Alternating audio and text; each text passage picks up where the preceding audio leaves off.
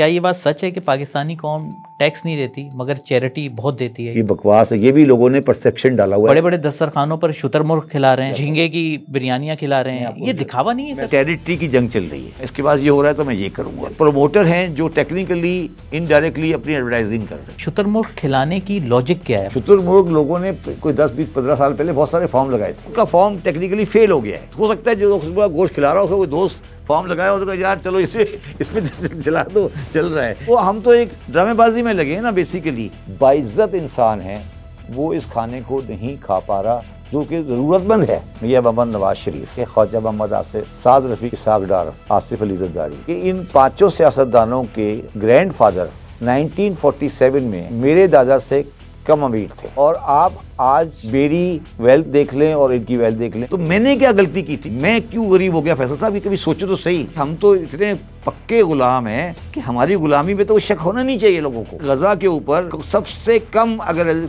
दायरा हुआ है पाकिस्तानी है, TLP है, फजलुर रहमान है, जमात इस्लामी है, मस्जिदों के हजारों मौलवी हैं। चलें निकलते हैं शाम को अफ्तारी के बाद और गजा के बारे में एक 20 लाख का मुजाहरा करते हैं। क्यों नहीं करते? बताएं, आपके ख्याल में इसलिए नहीं करते कि अमेरिका नाराज हो जाए? यस, हम मुनाफिक हैं। 4% ऑफ GDP 75 साल तक खर्च किया आर्मी के ऊपर, जो कि दुनिया में वन ऑफ द हाईएस्ट है आफ्टर इसराइल। वो आहिस्ता आहिस्ता आपकी डेवलपमेंट स्टेज को खाता गया। एक खर्चा हो रहा था तो इंस्टीट्यूशन नहीं बनता जा रहा था, तो वो इंस्टीट्यूशन इतना ऑर्गेनाइज और स्ट्रांग हो गया कि उसने पॉलिटिकल फोर्सेस को एब्जॉर्ब कर लिया। आर्मी चीफ साहब सऊदी अरब का दौरा किया उन्होंने, क्या कोई अच्छी खबर आ रही? हमारी किस्मत का फैसला वॉशिंगटन में होता है, उनका जो सब ऑफिस है वो रियाज में है। तो मोहम्मद बिन सलमान जो है उनको कहा गया होगा कि आप हाथ रखें तो थपकी दें। अमेरिकन ये नहीं चाहती कि पाकिस्तान मजीद इकोनॉमिकली वीक हो, पॉलिटिकली भले होता रहे। पॉलिटिकल अहमियत ही कोई नहीं है। जो कुछ भी 2024 के इलेक्शन में हुआ है, इसने पाकिस्तानी अवाम का एतमाद बैलेट पेपर से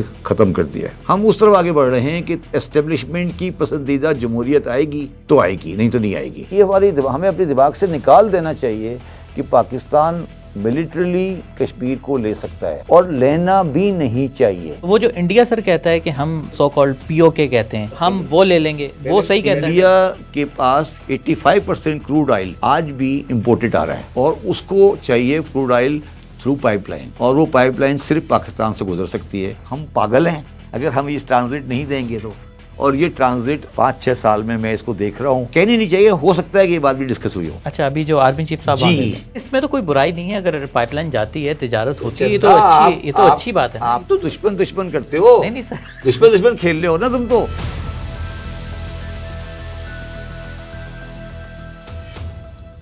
हमने आज एक बार फिर शब्बर जैदी साहब को अपने स्टूडियो में दावत दी है। किसी तारुफ के मोहताज नहीं, उनसे बहुत सी बातें करनी है। आइए शुरू करते हैं। सर अस्सलाम वालेकुम, कैसे हैं आप? बहुत शुक्रिया सर, आप हमारे लिए वक्त निकालते हैं। थैंक यू वेरी मच, शुक्रिया जी।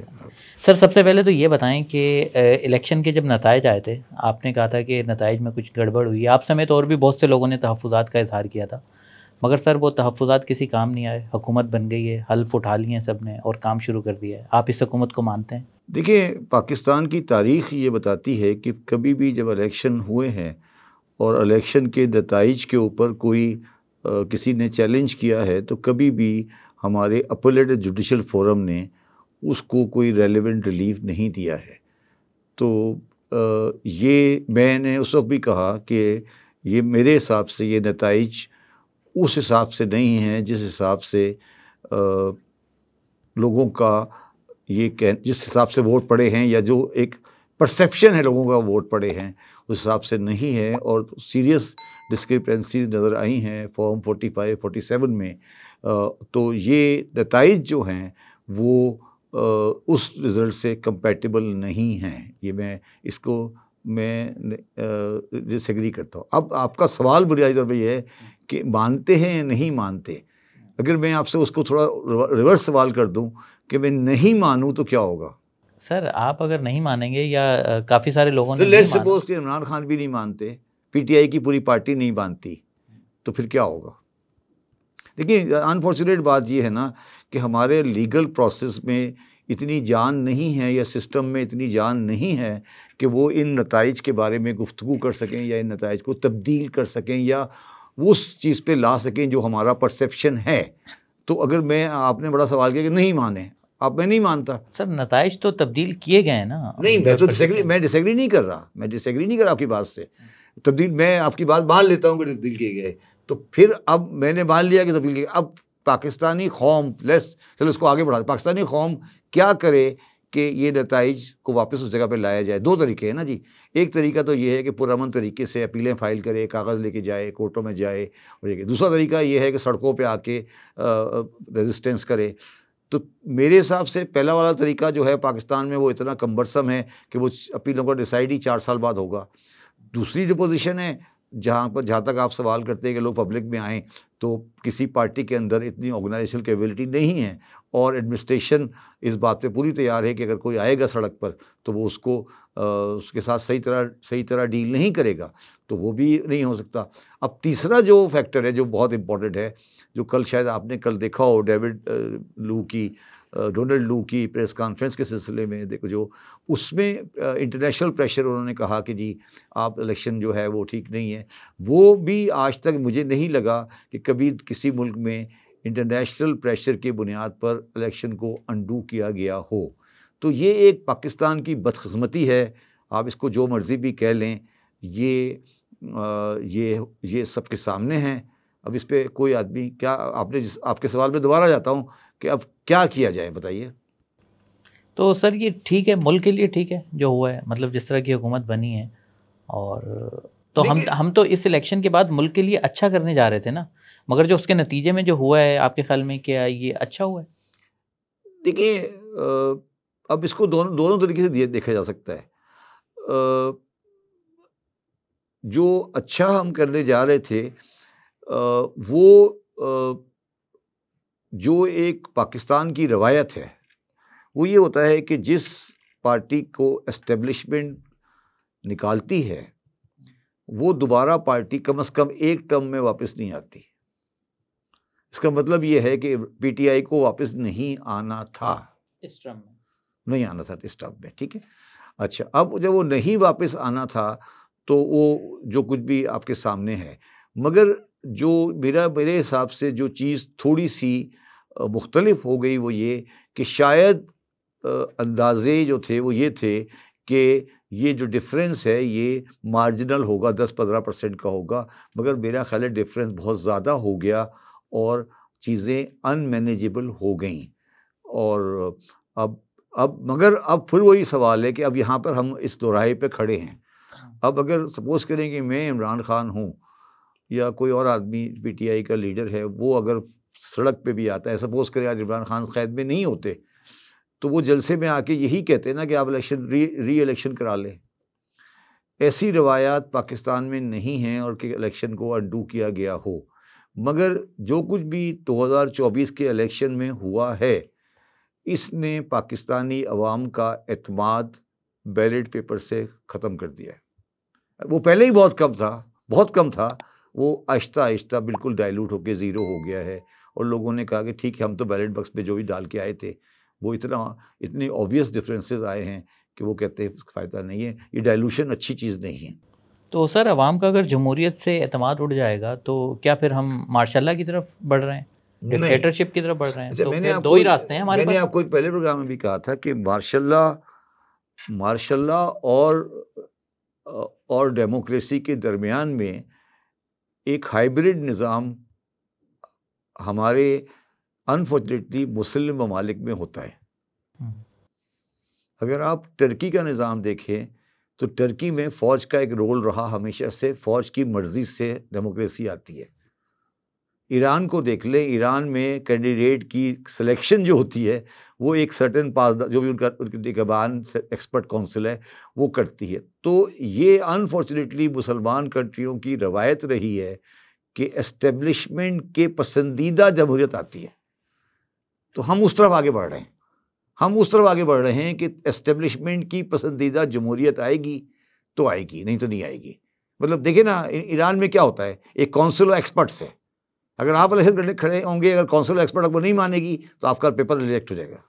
तो सर ये फिर इलेक्शन पे इतना खर्चा करने की क्या ज़रूरत है? सिंपल सा कोई जो मतलब इस्टेब्लिशमेंट और पार्टियां सब बैठें और मशावरत से ऐलान कर दें कि ये 5 साल हम इसको दे रहे हैं, ये 5 साल अगले 5 साल इसके होंगे, तो इलेक्शन पे 50 अरब रुपये आपने लगा दिए सर। नहीं, ठीक है, देखिए मैं वो आपकी बात नहीं, मगर अगर आप उसको उस पैमाने में देखते हैं, तो फिर ये तो अच्छा है ना कि एस्टेब्लिशमेंट को भी कम से कम ये अंदाज़ा तो है ना कि वो जिस तरह सोचते हैं इस तरह नहीं है।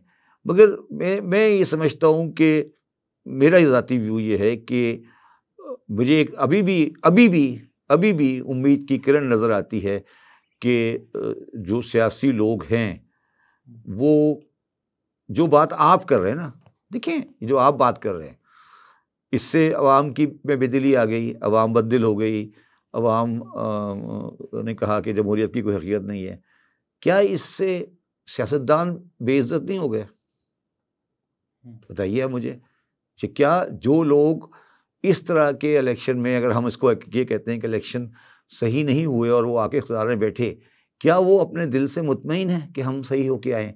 तो सियासतदानों को भी ये सोच, शायद मेरा ज़ाती ख्याल है, अब पाकिस्तान में इस जगह पर टाइम आ गया है वो सोचें बैठकर कि ये आखिर हम कब तक हम इस तरह से ये होते रहेंगे। और ये अगर उन्होंने इस वक्त नहीं सोचा, अगर ये इस वक्त नहीं सोचा, तो मैं फिर आपको यकीन दिलाता हूँ कि फिर पाकिस्तान के अंदर सियासत जो होगी बस फिर वही होगी कि आप एक कॉरिडोर में बैठे हैं, फैसले कमरे के अंदर हो रहे हैं, वो आपको कहा भाई ये फैसला हो गया, इसको अमल दरामद करा दो, तुम्हारा काम सिर्फ गटर बागीचे और ये ढक्के बैठ रहे हैं, इससे ज़्यादा नहीं है। यही इसी तरह बढ़ रहे हैं ना हम आगे, अब इसी तरह आगे बढ़ रहे हैं। तो ये बेइज्जती अवाम की तो अगर है या नहीं है, जो भी एक अलग सब्जेक्ट है, सबसे ज़्यादा बेइज्जती तो सियासतदानों की हो रही है ना जी। सबसे ज़्यादा जो डिसरिगार्ड हो रहे हैं वो तो सियासतदान हो रहे हैं ना। सही। तो उनको तो उनका क्या मुस्तकबिल है? सही जी। अच्छा सर, फ़ौज का सियासत में किरदार अपनी जगह, मगर इस बात से तो कोई डिसएग्री नहीं करेगा कि फ़ौज मुल्क की सलामती चाहती है। तो अभी जो इलेक्शन हुए हैं सर, इमरान खान को सबसे ज़्यादा वोट पड़े, मतलब आज़ाद हैसियत में भी उनके उम्मीदवार सबसे ज़्यादा आए, तो फ़ौज को भी तो एक एहसास हुआ होगा कि इमरान खान की मकबूलियत है, तो उन्होंने जाके उनसे बात की होगी। आपके ख्याल में क्या बात हुई है और क्या चीज़ ऐसी थी जिसके ऊपर ये दोनों एक पेज पर दोबारा नहीं आ सके, या इमरान खान ने नहीं माना? आपको क्या लगता है, कोई अंदर की खबर दें ना सर कुछ। देखिए, मैं अंदर की खबर तो नहीं कहता, मेरे हिसाब से, मेरे ज़ाती हिसाब से कोई डायलॉग ज़रूर हुई है आफ्टर द इलेक्शन। ठीक। और बड़े लेवल पर हुई है? दो बड़ों में हुई है? दो बड़ों में नहीं हुई। अच्छा। मैं ये बात आपको तकरीबन कन्विंसिंगली कह सकता हूँ कि दो बड़ों में नहीं हुई। ठीक है। ठीक है। और मगर दो बड़ों के जो करीब तरीन हैं उनमें से हुई है। ठीक है। उसका जो नतीजा ये है कि दोनों ये कह के उठे हैं कि दोनों के पास रास्ता नहीं है। मतलब नाराज़गी में नहीं उठे, एक होता है ना कि मैं और आप लड़के उठे हैं कि जी मेरी आपकी नहीं बन रही। तो जो मीटिंग एंड हुई है वो इस बात पे हुई है कि भाई तुम्हारा वाला सोल्यूशन मुझे परेशान कर रहा है, मेरा वाला सोल्यूशन तुम्हें परेशान कर रहा है, तो कोई और सोल्यूशन ढूंढो। एक होता है ना, मैंने आपको कहा कि यार इस तरह कर लो। नहीं, वो क्या था आपने कहा, बता देना दोनों तरफ से एक एक तो बता दें। डेडलॉक किस चीज़ उनका तो उनकी डिमांड होती थी, इमरान खान की डिमांड ये है कि जी जो उनके हिसाब से जो 100 उनकी सीटें हैं वो 180-200 के दरमियान में हैं। तो जहाँ पर वो 180 सीटें के अलावा जो बाकी सीटें हैं जो नहीं उनको दी गई, वो कहते हैं या तो वहाँ रीपोलिंग कराई जाए या उनको दी जाए, 47-45 पैराग्राफ को दी जाए। ठीक है, ये उनकी बुनियादी डिमांड है। अच्छा, ये डिमांड एक्सेप्ट करने का मतलब तो ये है कि फिर तो बात ख़त्म हो गई। 2/3 दे दिया आपने। 2/3 दे दिया आपने। तो इस बात के ऊपर बात नहीं रुकी। ठीक है। जो सलूशन इस साइड से मेरे हिसाब से, मैं सिर्फ आपको कोई नहीं दे रहा, खबर नहीं दे रहा, वो ये है कि आप फिर एक अर्ली इलेक्शन के लिए एग्री कर जाएं। अच्छा, कि जी आप ठीक है 25 है 24 है, आप 25-26 में इलेक्शन करा लें, उसमें जो भी होगा फिर कर लेंगे। तो ये डिसाइड हो चुका है? नहीं, एक मैंने नहीं कहा डिसाइड हो चुका, ये एक सलूशन है ना। अच्छा, सलूशन है ना। देखो ना, बात ये कि जब किसी की डेडलॉक होती है, डेडलॉक हो जाती है ना किसी के साथ, सलूशन तो देनी पड़ती है ना यार। देखिए, एक सलूशन आपने दी, मुझे 180 सीट दे दे, आप यही कहेंगे ना, नेगोशिएशन हो रही है ना। ठीक है, वो दूसरा आदमी क्या 180 सीट देके आएगा, ठीक है थैंक यू वेरी मच, ये 180 सीट पकड़ो आप फारिग हो जाओ 180 सीट, ये तो नहीं एग्री करेगा ना। वो ये कहेगा 180 सीट नहीं मिल सकती, वो कह के आएगा सी चलो जी आप 100 कर लो, 100 तो 120 कर लेते हैं। ठीक है, मगर वो कभी भी मेजोरिटी तो नहीं देगा ना। अच्छा, वो ये कह सकता है कि ठीक है आपकी शिकायत है, हम तो नहीं मानते, तो उसका तो आर्गुमेंट ये होगा हम आपकी शिकायत है ना, हम तो नहीं मानते। ठीक है ना, आप साबित कर दे जाके कोर्ट में। तो फिर यही हो सकता है कि सर इस तरह कर लें, फिर एक री इलेक्शन करा लें, बेहतर फ्री एंड फेयर इलेक्शन करा लें। तो उसने कहा ठीक है करा लें। तो वो मुझे लग रहा है कि वो इलेक्शन, मैंने शायद आपके प्रोग्राम में एक बार पहले भी कहा था ये बात कि जब अमेरिकन इलेक्शन हो जाएगा, क्योंकि अब होने वाला है नवंबर 2025 में, तो चीज़ें कल की देखिए ना, कल की भी अगर डिस्कशन आप अमेरिकन में देखें तो Republican were very aggressive against, very aggressive against Donald true, ठीक है ना। तो हो सकता है कि इस बात पर एक हो जाए।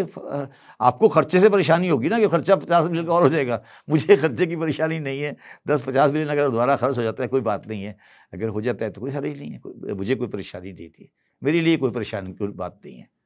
मेरे लिए परेशान कुन बात जो है ना वो ये है फैसल इस वक्त कि पाकिस्तान डेमोक्रेटिकली डिवाइड हो गया। चारों सूबे में टेक्निकली कम से कम 3 बड़े सूबों में 3 पार्टियों की हुकूमत है जिनका आपस में कोई रिश्ता नहीं है, और जो अच्छी बात नहीं है, अच्छी बात नहीं है। ये बहुत बुरी बात है कि पाकिस्तानी सियासत में से कम इस वक्त फेडरेटिंग पॉलिटिकल पार्टी निकल गई। कौन सी पार्टी है? एक बिल्कुल एब्सोल्यूट मेजोरिटी पीपल्स पार्टी के पास है सिंध में, उनको एमकेएम की ज़रूरत भी नहीं है। पीटीआई के पास एब्सोल्यूट मेजोरिटी है फ्रंटियर में, उनको किसी की ज़रूरत नहीं है। पंजाब में एक अच्छी खासी बड़ी मेजोरिटी पीएनएम ने ले ली है। तो पाकिस्तान 3 पॉलिटिकल ब्लॉकेट में खड़ा हो गया है। और अब आप ये कह रहे हैं कि मरीम नवाज़ एफआईआर कराएंगी गंडापुर के ख़िलाफ़, गंडापुर एफआईआर कराएंगे मरीम नवाज़ के ख़िलाफ़, ये इस तरह करेंगे, इस तरह चलाएंगे मुल्क को। यही होगा ना, यही हो रहा है ना, फिर क्या होगा? ऐसे कैसे चलेगा? ये अच्छी बात नहीं है, ये अच्छी बात नहीं हो रही है जो कुछ हो रहा है, ये बहुत ख़तरनाक बात हो रही है। और दोनों को समझना चाहिए, मेरे हिसाब से दोनों हाईली इमेच्योर हैं जब वो इस तरह की बातें कर रहे। तो जो लोग सूरत हाल यहाँ तक लेकर आए हैं, आपको लगता है वो मैच्योर है? देखो यहाँ भी एक बड़ा सवाल है फैसल, हम कहते हैं कि हर चीज़ वही लेकर आए, कुछ तो यार कोई तो खुद भी कोई थोड़ा बहुत खुद भी तो करता है ना। मैं यही तो पूछना चाह रहा हूँ, कौन मैच्योर है, कौन? दोनों में नहीं, मरीम नवाज भी इमेच्योर की बातें कर रही हैं, गंडापुर साहब भी इमेच्योर की बातें कर रहे हैं कि वो कहते हैं जी मैं नवाज शरीफ के खिलाफ एफआईआर कर दूंगा फ्रंटियर में, फ्रंटियर पुलिस जाके नवाज शरीफ को गिरफ्तार कर लेगी। ये कहती है हम अभी गंडापुर को गिरफ्तार कर लेंगे। ये कैसी बातें हैं इस वक्त, इस टाइम पे? मुझे बताइए, ये सही है? नहीं, बिल्कुल सही नहीं है। कोई एक सूबे का वज़ीर आला दूसरे पर इतनी बड़ी, यही है, हो रहा है ना, मगर ये हो रहा है ना, बिल्कुल सही कह रहा हूँ। और वो शाम को आके दोनों के नुमाइंदे बैठ जाते हैं टीवी पर, वो 2 ख़वातीन आ जाती है मरीम नवाज़ की तरफ से बात करने के लिए, अजीब तरह की बातें करती है। क्या मतलब उससे क्या मैं बात करूँ, क्या बात, कोई बंदा क्या बात करे उनके साथ? जब माजी में इमरान खान की हुकूमत थी तो एस्टेब्लिशमेंट और इमरान खान एक पेज पर थे, हमेशा बिल्कुल एक पेज थे। और अब जो है, अब जो नई हुकूमत आई है, अब फिर एक दफ़ा नज़र आ रहा है कि एस्टेब्लिशमेंट और हुकूमत एक पेज पर है। तो आपको क्या लगता है कि ये पेज कब तक रहेगा, कब फटेगा, क्या लग रहा है आपको? देखिए, पेज फटने की रवायत तो पुरानी है ना सर हमारी। वो जो पेज था ना, वो तो बहुत तरीके से बनाया गया था। बनाने का मतलब ये है कि वो पेज था, और मैं तो आपके प्रोग्राम में हमेशा कहता रहा हूँ कि वो पेज दोनों पार्टियों ने नहीं फाड़ा। अच्छा। वो इंटरनेशनल हालात ने फाड़ा, ख़ासतौर पे अफ़गानिस्तान की सूरत हाल ने वो पेज को फाड़ा, और जिसकी वजह से ये चीज़ तब्दील हुई और वो हुआ। तो जहाँ तक इनका सवाल है, ये पेज, पहली बात तो शायद ये पेज उस वक्त फट जाए जो बात आज आपने पहले की कि अगर कोई रिकन्सिलेशन हो जाती है तो उसी से खुद ब खुद ही फट जाएगा री इलेक्शन की बात, जिसका चांस नज़र आता है। मैंने कहा ना उसका, अब आगे चलते उसका चांस तकरीबन मुझे 70% नज़र आता है। ठीक है, अब दूसरी बात रह गई कि ये पेज वैसे कैसे फटेगा, तो वो फटेगा उस वक्त फटेगा, वो उस वक्त फटेगा जब जरदारी साहब ठंडे दिमाग से ये सोचेंगे बैठ के, अभी शायद वो उनका ऑलरेडी आई नो वो बहुत ठंडे दिमाग के इंसान है, वो ठंडे दिमाग से ये सोचेंगे कि भाई ये जो मैंने रिकन्सिलेशन कर ली PMLN के साथ, तो मैंने तो बिलावल भुट्टो की ज़िंदगी तारीख सियासत तो 28 साल की उम्र में ख़त्म कर दी, वो तो ख़त्म फारिग हो गया। बिलावल भुट्टो अगर 5 साल गवर्नमेंट रह जाती है PMLN की, और बिलावल भुट्टो पंजाब में अपोजिशन का किरदार अदा नहीं करता है, पंजाब में खड़ा नहीं होता, तो बिलावल भुट्टो को तो फिर इंग्लैंड जाके सेटल होना पड़ेगा, उसकी सियासत ख़त्म होगी, he is finished. Similarly Maryam Nawaz भी फारिग हैं, इसलिए फारिग है कि प्रोविंशियल गवर्नमेंट में रह के आपका एक्सपोजर कुछ नहीं होता और आप बाकी सूबों में आपका कोई एक्सपोजर ही नहीं है। पंजाब में आप डिवाइड करेंगे तो दोनों जो बच्चे हैं सियासत के, तो या तो किसी ने बहुत प्लान से इनको फारिग किया है या वो दोनों को वैसे ही फारिग हो गए। मेरे हिसाब से तो दोनों मुझे 28 में प्रेसिडेंट नज़र नहीं आ रहे। बिलावल का तो मुझे कोई चांस नज़र नहीं आता। जरदारी साहब को भी सोचना पड़ेगा कि 5 साल प्रेसिडेंट हाउस बैठना है या बिलावल के मुस्तकबिल का कुछ करना है, क्योंकि बिलावल पंजाब में वोट नहीं ले सकता ऑन हिज ओन। देखिए, आप लोग एक आदमी को बड़ा कामयाब सियासतदान समझते हैं। किसको? जरदारी साहब? आपने जनरली, हाँ, लोग समझते हैं। ठीक है। मेरे हिसाब से पाकिस्तान का सबसे नाकाम सियासतदान है। मैं क्यों कह रहा हूँ ये? कौन? जरदारी साहब। अच्छा। मैं क्यों कह रहा हूँ ये बात? जी। मेरा ताल्लुक लाहौर से, मैंने सारी अपनी यंग एज लाहौर में गुजारी है। पीपल्स पार्टी का हर गली में, हर जगह पर एस्टेब्लिशमेंट था पंजाब में। वो कौन शख्सियत है जिसने पीपल्स पार्टी को एक सूबे की पार्टी बना दिया और पंजाब से ख़त्म कर दिया? आसिफ अली जरदारी। ये लोगों को समझ ही नहीं आई। लोग समझते हैं कि जरदारी बहुत अच्छा खिलाड़ी, सियासी खिलाड़ी है। मैं कहता हूँ सबसे नाकाम सियासी खिलाड़ी, उससे ज़्यादा नाकाम सियासी खिलाड़ी कोई नहीं है। जिसने भुट्टो की लेगेसी पाकिस्तान की 75% इलाके से ख़त्म कर दी। उनका नवासा लाहौर में 15,000 वोट लेकर बैठा हुआ था लाहौर में। तो ये किसकी नाकामी हुई? ये किसकी नाकामी है? आसफा भुट्टो को ले आएँ, भुट्टो नाम लिखवा दें, ख़त्म, that's finished, that is finished. Zulfikar Ali Bhutto की लेगेसी फ्रंटियर पंजाब में अब कभी ज़िंदा नहीं हो सकती। मैं ज़िंदा रहूं नहीं रहूं, आप मेरी बात लिख लीजिए आज यहाँ पे। तो यार बैठ के आपने इधर से पोस्ट पकड़ ली, उधर से प्रेसिडेंटशिप पकड़ ली, ये तो बेकार की बात है ना। सियासत तो आपकी नाकाम हो गई ना। आप तो जीएस सिंध बन गए ना, टेक्निकली स्पीकिंग। क्या रहेगी आपके पास? सर, जो उन्हें कहने वाले कामयाब कहते हैं वो इसीलिए कहते हैं कि उनको उनकी परफॉर्मेंस नहीं है, फिर भी वो सिंध तो बचा लेते हैं। कम से कम सिंध बचाते ना। इस परफॉर्मेंस पर भी वो सिंध बचा लें तो ये उनकी कामयाबी नहीं है क्या आपके ख्याल? अभी अगली दफ़ा सिंध भी देख लेंगे ना। वो तो हमसे गलती हो गई थी, अगली दफ़ा सिंध भी देख लेंगे, मसला नहीं है कोई। सर वो सिंध भी देख लेंगे। सर छोड़े उसको, छोड़े आप। देखिए, नहीं हमसे गलती हुई थी, मतलब जिन्होंने उनको पंजाब से फारिग कर दिया, सिंध फर्ज। देखिए, आप इस बात को तो मानते हो फैसल कि पंजाब से फारिग है और सिंध फर्ज से फारिग है? हाँ, वो तो जाहिर सी बात है। अच्छा, 20 साल बाद जिंदा होगा? कभी नहीं होगा ना। लगता नहीं। क्या भुट्टो को वोट पड़ेगा कभी? अब सिंध, इंटीरियर सिंध रह गया ना। अब इंटीरियर सिंध रह गया। अब इंटीरियर सिंध में आपको तीसरी दफ़ा वही वज़ीर आला लाना पड़ रहा है, वही लोग लाने पड़ रहे हैं, ठीक है ना। तो वो उसके अंदर जो क्रैक्स हैं वो शायद अभी पब्लिक के सामने नहीं है, और उनको जिंदा रखा हुआ है कराची की पार्टी एमकेएम ने। ठीक है, एक कराची की पार्टी एमकेएम, और वो एक इक्विलिब्रियम है, एक इंटरनल, एक आप समझे कि उनका एक अनडिफाइंड पैक्ट है कि तुम अपने इलाकों में करो, हम अपने इलाके में करें, और ये हम इसी तरह इसको बांट के खेलते रहेंगे। मैं तो इस बात से कन्विंस्ड हो गया हूँ। ठीक है, एक मुझे नेशनल पार्टी सिंध में खड़ी होती नज़र आ रही है, जो सिंध की अर्बन इलाकों में भी होगी और रूरल इलाके में भी होगी, और वो दोनों को साफ कर देगी। देखिए, आज हमेशा आप सिंध में डिवाइड एंड रूल खेलते रहे ना। कौन हो सकता है उसका सरबरा? कौन हो सकता है? नहीं, सरबरा की बात छोड़े, मैं ये कह रहा हूँ कि आज सिंध में डिवाइड एंड रूल खेल रहे हैं ना आप। एक तरफ महाजिर, एक तरफ सिंधी, ठीक है ना। तो सिंधी महाजिर एक दूसरे को वोट नहीं देते, ठीक है। अब आप पीटीआई लाए थे, पीटीआई के साथ महाजिर का ठप्पा नहीं था, तो पीटीआई ने एक बहुत बड़ा बेनिफिट उठाया था कि उसने सिंधी का वोट उठा लिया था, सॉरी पठान का वोट ले लिया था। आज भी पठान का वोट पीटीआई के साथ है ना। सही है, कराची का। अगर मैं एक पीटीआई की टाइप की पार्टी बनाऊं और जिसका कराची का सदर हो और जिसका जनरल सेक्रेटरी सिंधी हो, जो कि पीटीआई में ओरिजिनली था लगारी के नाम से, याद होगा आपको? जी जी।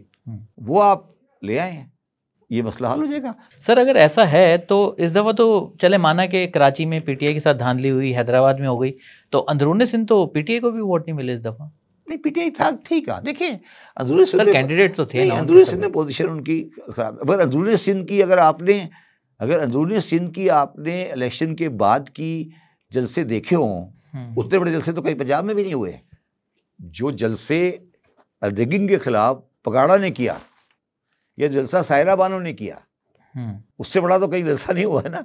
तो वो बेचारे, उनका प्रॉब्लम ये है ना, उनका प्रॉब्लम ये है कि वो भी बेचारे गेट नंबर 4 के पुराने खिलाड़ी थे। अब वो बेचारे गेट नंबर के सामने जाके कैसे कह दें, मैं कल तक गेट नंबर 4 से पैसे पकड़ता रहा हूँ, अब गेट नंबर 4 मुझे कहता है यार आजकल हम इसके साथ मिले हुए हैं।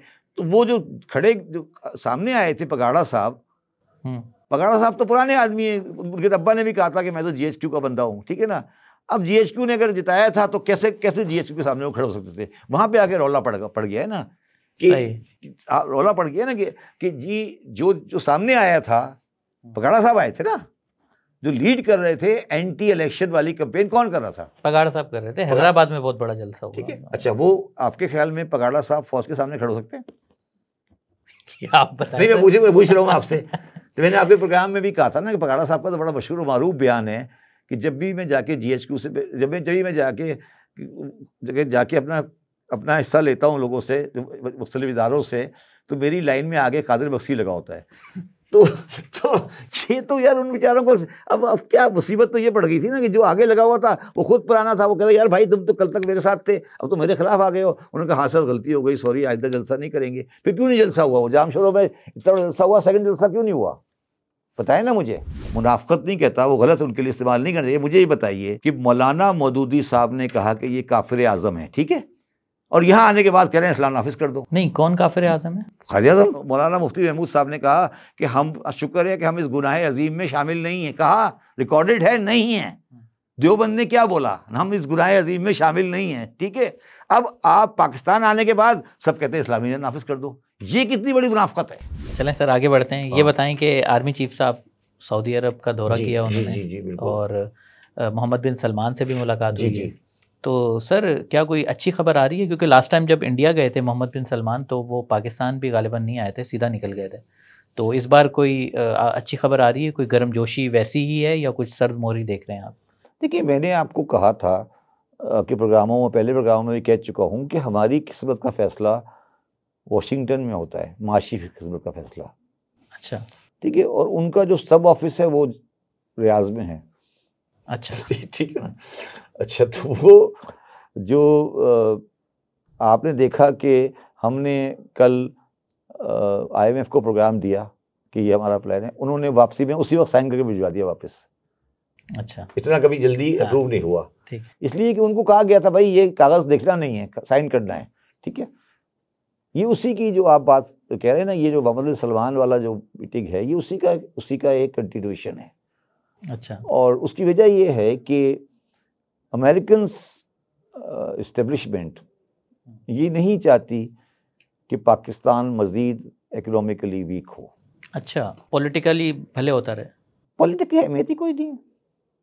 पॉलिटिक की आप बहुत अहमियत देते, मैं तो कभी अहमियत देता ही नहीं। सर दोनों चीज़ें जुड़ी हुई हैं। मैं नहीं मानता। वो तो आप बात कर रहे हैं इन्वेस्टमेंट की और आगे चीज़ों की, वो तो बड़ी बात की बात है। अभी तो दुकान वैसे ही बंद होने वाली है ना।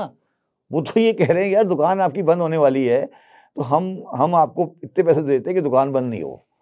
अच्छा, यही हो रहा है ना इस वक्त। देखो ना फैसल, अभी तो ये तो बात की बात है ना कि दुकान को कैसे रिपेयर किया जाए, सही किया जाए। वो तो कह रहे हैं यार ये तो बात की बात है, अभी तो ये पैसे पकड़ो और दुकान को बंद नहीं करो अभी, अदरवाइज तुम्हारी दुकान बंद हो जाएगी अगर हम पीछे नहीं खड़े हुए। ये तो फैक्ट है ना, इस पर तो कोई डिस्प्यूट नहीं है ना। सही। तो मोहम्मद बिन सलमान जो है वो, उनको ये बात समझ आ गई, उनको कहा गया होगा कि आप हाथ रखें और ज़रा उनको थपकी दें, ठीक है ना। ये बेचारे परेशान हैं क्योंकि पॉलिटिकली ये इनके ऊपर बैकलैश आया है। अमेरिका ने कहा होगा। नहीं, बैकलैश आया है ना, इलेक्शन ने बैकलैश दिया है, तो हो जाएगा। तो ये उसमें मुझे मैं आप ये नहीं समझेंगे उसका कोई कन्वर्ट हो जाएगा कैश पे। अच्छा, मगर वो एक वो है ना, पॉजिटिव साइन है बेसिकली। मगर Americans for the time being आपके साथ है, मतलब इस गवर्नमेंट के साथ है। मैं ये बात कर रहा हूँ, इस गवर्नमेंट के साथ है जो आज इस वक्त गवर्नमेंट है। इसीलिए ये सीधे तान के बोल रहे हैं। अगर ये आज साथ नहीं होते तो ये सीधे तान के नहीं बोल सकते थे। सर कैसे साथ है? वो उधर से तो बयान आ रहे हैं कि जो इलेक्शन के धांधली हुई है तहकीकात कराएं। अमेरिका का ही डोनाल्ड लू ने बोला, उससे पहले बोला, पहले एक दफा। वो फिर बयान क्यों आ रहा है? पिछले प्रोग्राम में आपको मैंने कहा था कि अमेरिकन की बांग्लादेश के इलेक्शन के बाद सेकंड डे आकर बयान आया था कि ये इलेक्शन शैम है। बांग्लादेश का याद है? फिर क्या हुआ? तो मतलब दोगली पॉलिसी चल रही है? दोगली नहीं। देखिए, लेट्स बी क्लियर, वो ये कहते हैं कि इलेक्शन में प्रॉब्लम है उनको, ठीक है, एक बात हो गई, मगर क्या पाकिस्तान को सब बंद कर दें? सवाल ये ना, आप लोग समझ नहीं रहे। चले जी, आपने कहा कि इलेक्शन में प्रॉब्लम है, तो अगर आपने ये इंस्टॉलमेंट नहीं दी या आपने अगला प्रोग्राम नहीं किया तो पाकिस्तान एक्चुअली बंद हो जाएगा। ये आप क्यों नहीं समझते? ट्राई टू अंडरस्टैंड दिस ना। या तो वो ये एग्री कर लें कि उन्हें इलेक्शन के ऊपर पूरा रिवर्स कराना है और करा के लेकर आना है, ये उन्होंने भी सोचा है कि भाई हम इतना बड़ा पंगा ले सकते हैं। तो उन्होंने कहा यार ठीक है, वो तो हम कहते रहे कर रहे हैं, मुनाफकत नहीं कहना चाहिए इसको, आप डिप्लोमेसी कह लें, जो वर्दी आप इसे नाम देते हैं, मगर ये मुनाफकत उस सेंस में नहीं है। मगर क्या वो पाकिस्तान को इस वक्त बंद कर सकते हैं? आप बताइए, करना चाहिए उनको? क्या उनकी, अगर आप अमेरिकन हो तो क्या आप बंद करेंगे? देखिए, हम तो इतना शरीफ मुल्क हैं, हम तो इतने शरीफ मुल्क हैं कि अगर आप सारी दुनिया देख लें, सारी दुनिया में सबसे कम मुजाहरे गजा के ऊपर इस्लामाबाद में हुए हैं। लाहौर में तो शायद कोई मुजाहरा भी नहीं हुआ। भाई, हम तो इतने पक्के गुलाम हैं कि हमारी गुलामी में तो शक होना नहीं चाहिए लोगों को। हमारी गुलामी तो बिल्कुल सॉलिड है। आप बता दें, गजा के ऊपर सबसे कम अगर इसको मुजाहरा हुआ है, सबसे कम लोग जो आए हैं कहीं पे, वो पाकिस्तानी हैं। क्यों? ऐसा क्यों है बताइए? सोचें आपके भी ऐसा क्यों है? हमारी तो जड़ों में, हमारे खून के अंदर तक गुलामी बैठ गई है जाकर। मुझे ये बताइए कि पाकिस्तान की मजहबी जमातें, आप भी उस बात कर रहे थे कि इसराइल मजहबी मसला है, ये है वो है, आप मुझे बताएं पाकिस्तान के TLP है, फजलुर रहमान है, जमात इस्लामी है, सारे मौलाना हैं, मस्जिदों के हज़ारों मौलवी हैं। चलें निकलते हैं शाम को अफ्तारी के बाद और गज़ा के बारे में एक 20 लाख का मुजाहरा करते हैं। क्यों नहीं करते? और अफ्तारी करें वहाँ बैठ के सड़क बंदर रोड पर, क्यों नहीं करते? क्या वजह है आपके ख्याल में? सर आप वजह बताएं, आपके ख्याल में इसलिए नहीं करते कि अमेरिका नाराज हो जाएगा? यस, हम मुनाफिक हैं, अपेरेंट मुनाफिक हैं। हम फ़लस्तीनियों का साथ सिर्फ अपने फ़ायदे के लिए दे रहे हैं। हमारा कोई जज्बात नहीं उनके साथ, हमारा जज्बात के साथ नहीं मिला हुआ। सर चले माना सियासतदान तो होंगे सर, आवाम तो बाइकआउट कर रही है। मैं कौन सा बाइकआउट है यार? मेरी बात, ड्रिंक्स का बाइकआउट किया हुआ है, फूड चेन्स का बाइकआउट किया हुआ है, अच्छा खासा डैमेज हुआ है। इससे यार थोड़ा वो चीज़ें नहीं है। बात ये है कि आप पब्लिक, देखिए मुझे बताइए, दुनिया के शहरों में बड़े बड़े मुजाहरे हुए हैं, लाखों के। पब्लिक अगर करती होती तो पब्लिक आए ना सड़क पर। पब्लिक क्यों नहीं सड़क पर आती? पब्लिक डिमॉन्स्ट्रेट क्यों नहीं करती? बताए ना, कोई डिमॉन्स्ट्रेशन नजर आई? अच्छा, तो उसको छोड़ दें, मीडिया ने क्या किया? सबसे कम डिमॉन्स्ट्रेशन जो हो रही है इस वक्त गजा के बारे में पाकिस्तान में हो रही है। क्यों? आखिर ऐसी क्या वजह है? इसकी वजह ये है कि ये मुनाफकत हमारे जिसमें सरायत कर गई है। मुनाफकत है ये मुनाफकत। आप बताएं, सोचे ना, हम इस्लाम का खिला हैं, हम ये हैं वो हैं, सब बताएं, क्या ये रियलिटी नहीं है? न्यूयॉर्क बताएं, इंग्लैंड, लंदन बताएं, पेरिस बताएं, मुज़ाहिरात वगैरह हुए। चले छोड़ें, ये लंबी किस्सा हो जाएगा। कि हमारे एक मसीहा थे जिनका नाम था जनरल मोहम्मद ज़ियाउल हक। दो तीन चीज़ें बिल्कुल अच्छी नहीं लगती थी उनमें। एक चीज़ अच्छी नहीं लगती थी, कराची कोई डॉक्यूमेंटेड इकोनॉमी, मतलब मैन्युफैक्चरिंग वगैरह नहीं होनी चाहिए, ट्रेडिंग होनी चाहिए। भाई हमारा काम नहीं है किताबें रखना यार, ये क्या बातें करो, इस्लाम में नहीं है ये चीज़ यार, क्या बात करो तुम यार, ये कारोबार शर्म, ये तो अंग्रेज़ों का काम है। ये मरहूम ज़ियाउल हक की हमारे में मेहरबानी थी और आज हम फुटपाथ पे बैठे हैं। सर मुझे ये बताएं कि रवा माली साल के 8 महीने अगर हम देखें तो फ्यूल की मांग जो है वो तकरीबन 30% तक गिर चुकी है। गाड़ियां जो हैं वो पिछले साल के मुकाबले में बहुत कम सेल हुई हैं। इसी तरह मोटरसाइकिलें, सीमेंट की सेल जो है वो गिर चुकी है, 2015 के लेवल पर है इस वक्त। तो सर ये सारे नंबर्स किस चीज़ की इंडिकेशन करते हैं कि हमारी इकॉनमी बिल्कुल ठप हो चुकी है? क्या मतलब है इसका? देखो, एक बात मैं आज आप कहना चाहता हूँ जो लोगों को समझ आती है, नहीं आती हमेशा कभी। दुनिया में कहीं पे भी जब IMF का प्रोग्राम आता है ना, पहली बात तो ये याद रखें कि IMF का प्रोग्राम किसी मईशत की बहाली के लिए नहीं आता। ये बिल्कुल गलत परसेप्शन है कि मईशत बहाल होगी। पहली बात, सिर्फ संभलने के लिए आता है। संभालने के लिए आता है। और संभालने के लिए पहला नुस्खा ये होता है कि इसे श्रिंक कर दो। क्या श्रिंक कर दो? मईशत के साइज को, अच्छा, इकोनॉमी, मईशत के वॉल्यूम को, एक्टिविटी को। अच्छा, खास तौर पर इंपोर्ट को श्रिंक करो, एक्सचेंज रेट को एडजस्ट करो, तो मईशत को बुनियादी तौर पर छोटा किया जाता है और मोर मैनेजेबल बनाया जाता है IMF प्रोग्राम के तहत। ये एक उनकी बेसिक फ़िलॉसफी है। इसको और आसान कर देता हूँ मैं कि जब कोई कर्जदार देखता है कि कंपनी फेल हो रही है, तो वो ये तो नहीं कर सकता कि नया प्रोडक्ट ले आए। वो चाहता है कि ये जो प्रोडक्ट बिक रहा है इसी को सही करो, ना कि वो नया प्रोडक्ट लाए। तो माशी जब IMF प्रोग्राम में जब भी कोई कंट्री जाएगा तो वो हमेशा उसकी इकोनॉमी श्रिंक होगी। ठीक है, पाकिस्तान में वही हो रहा है।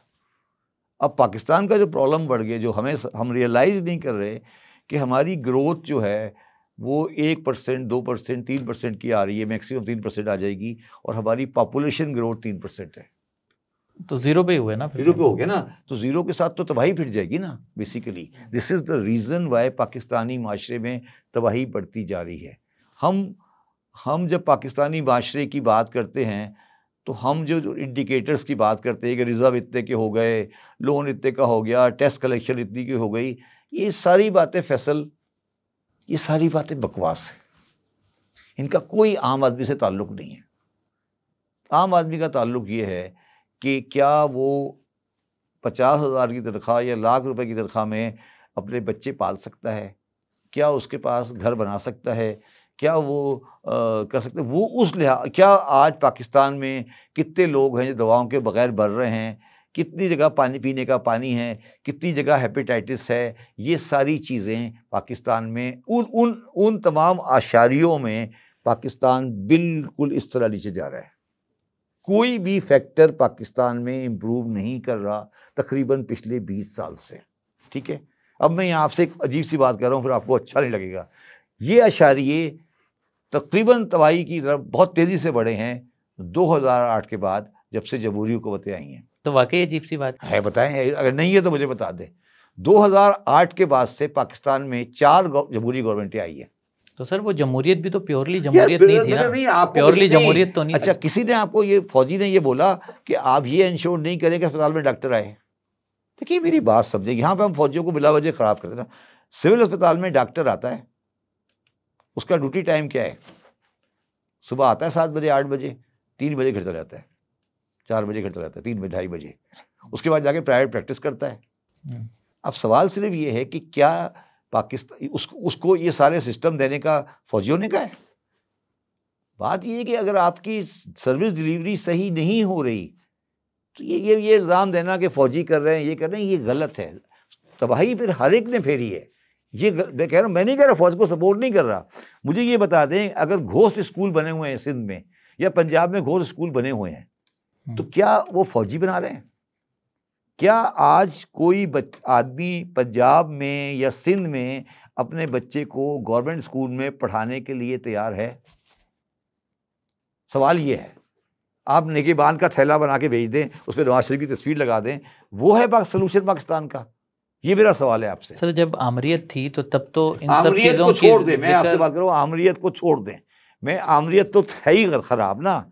मैं पूछ रहा हूँ, आप 8 से 9 से लेकर आज 23-24 हो गई, आपने सिविल एडमिनिस्ट्रेशन के अंदर, पुलिस के अंदर, थाने के अंदर, लैंड रिकॉर्ड के अंदर किसी जगह पर कोई चीज़ की, आपने जो चीज़ की वो अपनी पब्लिक फैसिलिटी के लिए की।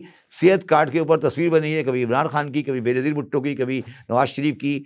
निगहबान का थैला बटा से नवाज शरीफ की तस्वीर बनी है, अखबार में ऐड आ रहे हैं दोनों के बड़े बड़े। ये क्या बकवास है? इसके लिए फौजी क्या ये कहते हैं कि ये करो? ये मेरा सवाल है। हम देखिए ना, सियासतदान भी तो ये सोचते होंगे ना कि हमें इन चीज़ों से तो आना नहीं है हुकूमत में, हमें आना तो वहीं से है। तो जाहिर सी बात है वो फिर वो काम भी नहीं करते। नहीं तो यार फिर क्या बस ये तो नहीं कहना कि हम काम करते हैं यार। मेरा सवाल तो ये ना, ये तो अगर वहाँ से भी आना है तो भाई ये काम क्यों नहीं करते? मेरा ये सवाल है भाई। ये तो बताओ ना कि 2000 बिलियन 2500 बिलियन रुपीस का सिंध का खर्चा है इस वक्त, 2500 बिलियन रुपीस का।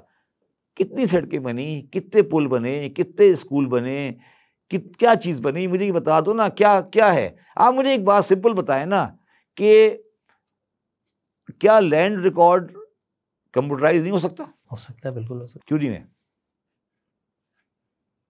इसमें फौजी रोक रहे हैं। क्यों नहीं हो सकता लैंड रिकॉर्ड कंप्यूटराइज? कि आपको पटवारियों के थ्रू बदमाशी करनी है और बदमाशी के बाद इलेक्शन जीतना है।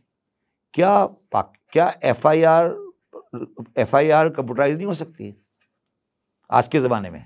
हो सकती है सर, तो होने ये को सारी सब कुछ चीज़ें जो आप बातें कर रहे हैं ना, ये देखिए, मेरी एक बात सुने, मैं आज आपको एक बड़ी अजीबोगरीब सी बात बताता हूँ। मैं आपको 5 सियासतदानों के नाम बताता हूँ,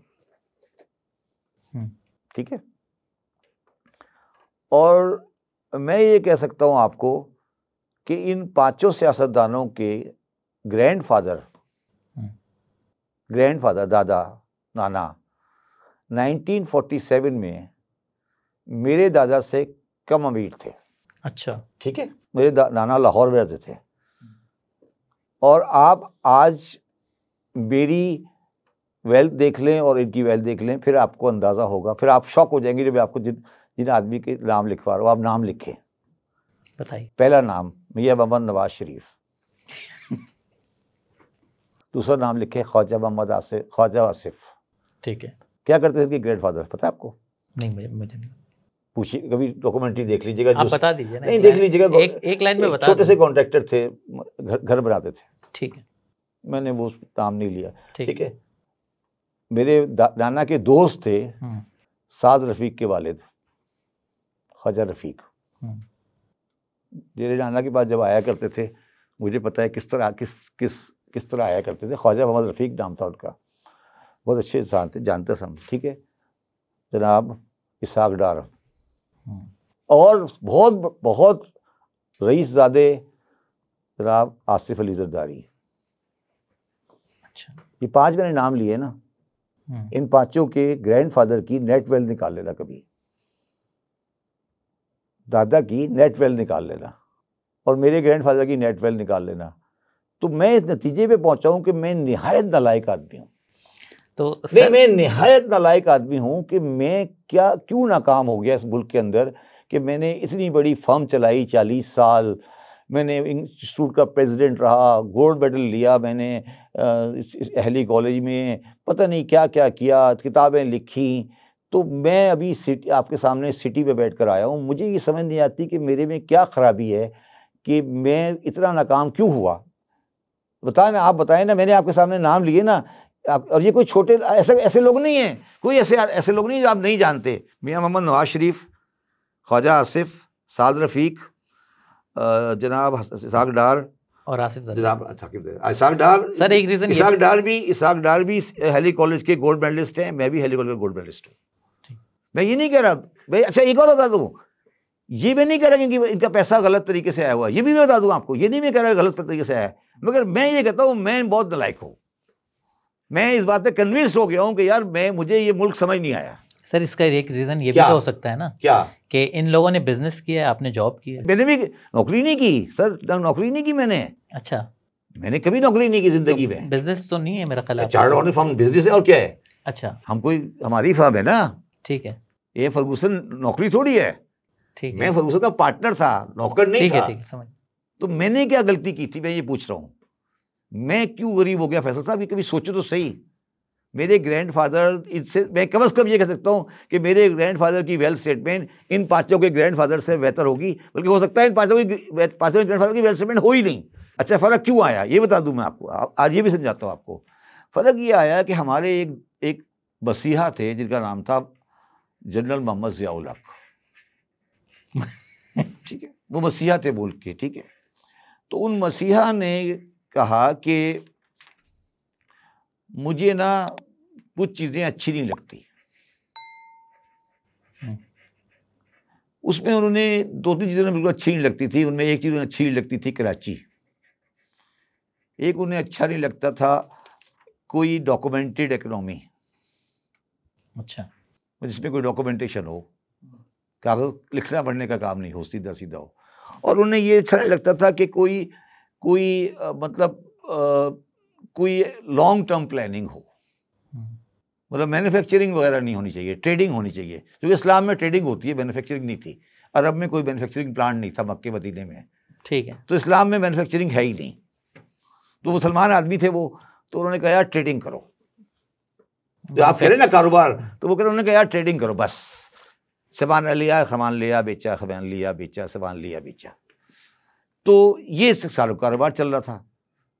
ठीक है, तो वो हमसे वो होता नहीं था।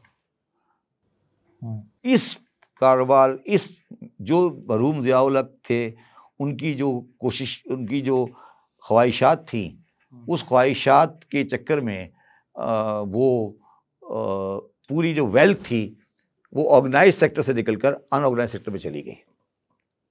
ठीक है। दूसरी बात ये है कि हमारा ताल्लुक, हम लाहौर में रहते थे, हम जलंधरी नहीं थे। अच्छा। ठीक है। और गलती हमसे ये भी हो गई कि हम देवबंदी भी नहीं थे। ठीक है ना, हम देवबंदी भी नहीं थे, हम एलेतशी थे, तो हम वैसे ही आधे काफिर थे। तो फिर हमारे पास तो दौलत नहीं आ सकती थी ना। आप समझे मैं क्या कह रहा हूँ? नहीं तो सर ना हमारा कोई कारोबार ओरडी कैम्प में था, ना हमारा कोई कारोबार रिक्रूटिंग एजेंसी का था जिसमें हम बंदे बाहर भेज दिया करते थे। तो हमारे पास पैसे कहाँ से आते? हमारा तो कारोबार ट्रेडिंग भी नहीं था। सर आपके मसलक के बहुत से लोग अमीर हुए हैं सर। क्या? आपके मसलक के बहुत से लोग अमीर हुए हैं। अगर आप एक बता दो सर। जरदारी साहब जो हमारे हैं। रज़ाई साहब नहीं, रज़ाई साहब अमीर तो रज़ाई साहब किस में हुए? रियल एस्टेट में। नहीं, जरदारी साहब का कारोबार क्या, कितनी कंपनियां लिस्टेड? जरदारी साहब की कितनी लिस्टेड कंपनियां हैं? कराची स्टॉक एक्सचेंज की लिस्टेड कंपनियां हैं ना, उनमें कोई कंपनी नवाज शरीफ की, जरदारी साहब की है? भाई हमारा काम नहीं है किताबें रखना यार, ये क्या बातें करो, इस्लाम में नहीं है ये चीज़ यार, क्या बात करो तुम यार। ये कारोबार शर्म, ये तो अंग्रेज़ों का काम है, ये नहीं करना सट्टेबाजी। नो, स्टॉक एक्सचेंज नहीं करना। शाम के शाम कैश का फैसला होना चाहिए। मुसलमान का तो मसला है ना, शाम को कैश दबरा बंद करे चला जाए। ये मरहूम ज़िया-उल हक की हमारे में मेहरबानी थी, और ये मरहूम ज़िया-उल हक ने ये किया, और आज हम फुटपाथ पे बैठे हैं। यही तो अर्ज़ कर रहा हूँ आपको। मैंने आपको 5 आपको बिल्कुल दोबारा रीट्रेट करूँगा, मतलब गलत नहीं समझे। इनमें से 5 आदमियों के कारोबार में कोई 2 नंबर ही नहीं है, क्योंकि जो कारोबार वो लोग करते हैं वो हम नहीं कर सकते।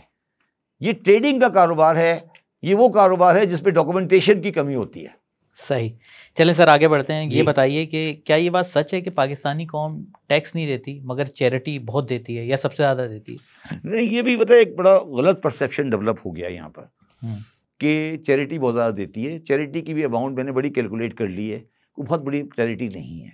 कुछ नंबर है तो शेयर करें ना। देखिए, मेरे हिसाब से, जब पुरानी बात कर रहा हूँ, जो हाईएस्ट चैरिटी मिला करती थी किसी ज़माने में, वो तकरीबन 7-8 बिलियन लगा लें आज के हिसाब से ईदी को। अच्छा, पर ईयर। ठीक है। अगर आप उसको 10 टाइम भी कर लें तो सिर्फ ये 100 बिलियन बनता है। 100 बिलियन कोई चैरिटी नहीं है इस कंट्री के अंदर। 400 बिलियन डॉलर की इकोनॉमी है। ये बकवास है। ये भी लोगों ने परसेप्शन डाला हुआ है कि चैरिटी बहुत करते हैं। ये भी आप दिमाग से निकाल दें। अगर चैरिटी का एक्चुअल अमाउंट देखना है तो इंग्लैंड की, इंडिया की जाके देखें। जो अस्पताल बना रहे हैं, कॉलेज बन रहे हैं, स्कूल बन रहे हैं, ये सब बकवास है कि चैरिटी बहुत हो रही है। एक्चुअल चैरिटी मेरे हिसाब से, चलो मैं 100 की जगह 200 कर देता हूँ।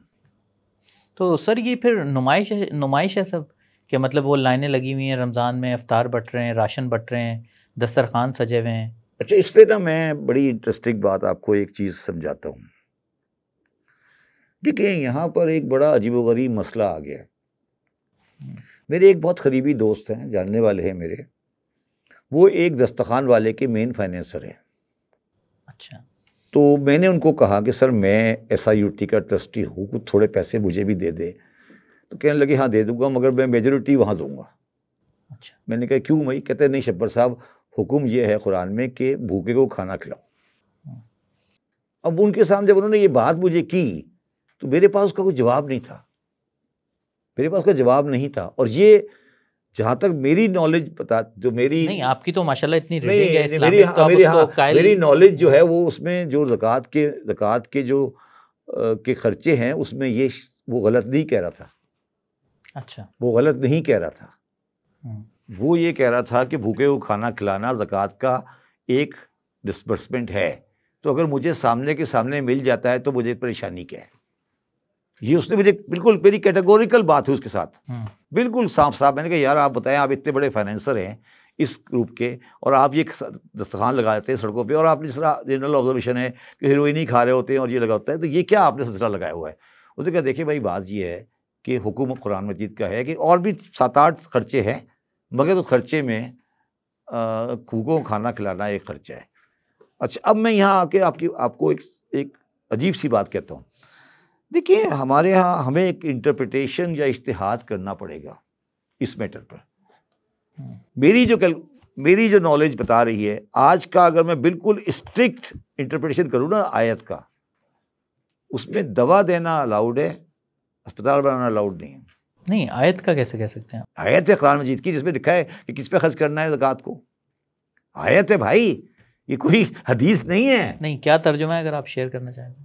मिस्कीन के लिए है, उसके लिए है, क्या कहते हैं, जो कैदी रिहा कराने हैं, ये इसके 6 या 7 उसके, मैंने अपनी किताब में उसको प्रोड्यूस किया है पूरा। आयत है कुरान मजीद की जिसमें ज़कात के खर्चों को डिस्क्राइब किया गया है। उस आयत के अंदर जो स्ट्रिक्ट इंटरप्रिटेशन आ रही है वो ये आ रही है कि अस्पताल बनाना अलाउड नहीं है, दवा देना अलाउड है। अब वही वाली बात है ना कि अब आप मुझे ये समझा दें कि अब इस पे इज्तिहाद करना पड़ेगा ना कि अस्पताल बनेगा तो दवा दी जाएगी ना, 100%। सिमिलरली स्कूल अलाउड नहीं है, स्कूल तो वैसे ही अलाउड नहीं है। जो साथ उसके जो हेड हैं उसमें स्कूल नहीं है, जहाँ तक मेरी इन्फॉर्मेशन बताती है, उसमें स्कूल नहीं लिखा हुआ। अब इसमें एक और बात हम एक याद रखें जो हमें थोड़ी सी समझनी चाहिए फैसल, जो बहुत इम्पोर्टेंट है। ये बात आप इसको निकालिएगा नहीं इंटरव्यू से। देखिए जो ज़कात आपके सामने है ना, ये 2.5%, ये हमारी मिनिमम ज़कात है। बिल्कुल सही है, ठीक है। कुरान मजीद बार बार ये कह रहा है कि अल्लाह की राह में इन्फाक करो,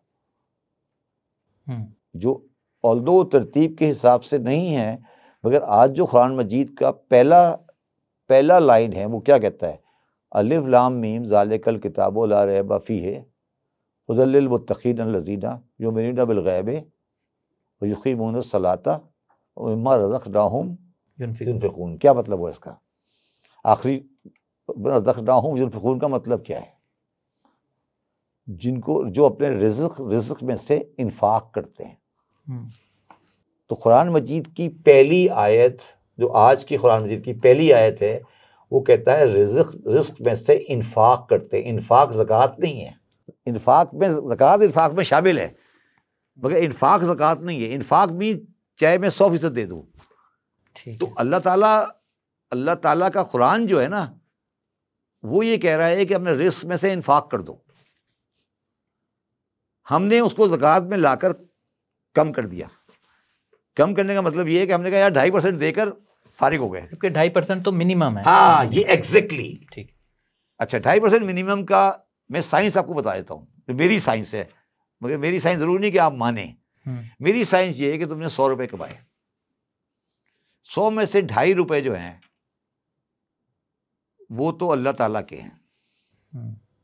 ठीक है ना? वेल्थ की इंक्रीज 2.5% जो है वो तो आपकी है ही नहीं। तो 97 रुपीज़ आपने दे दिए तो आप बन गए मुसलमान।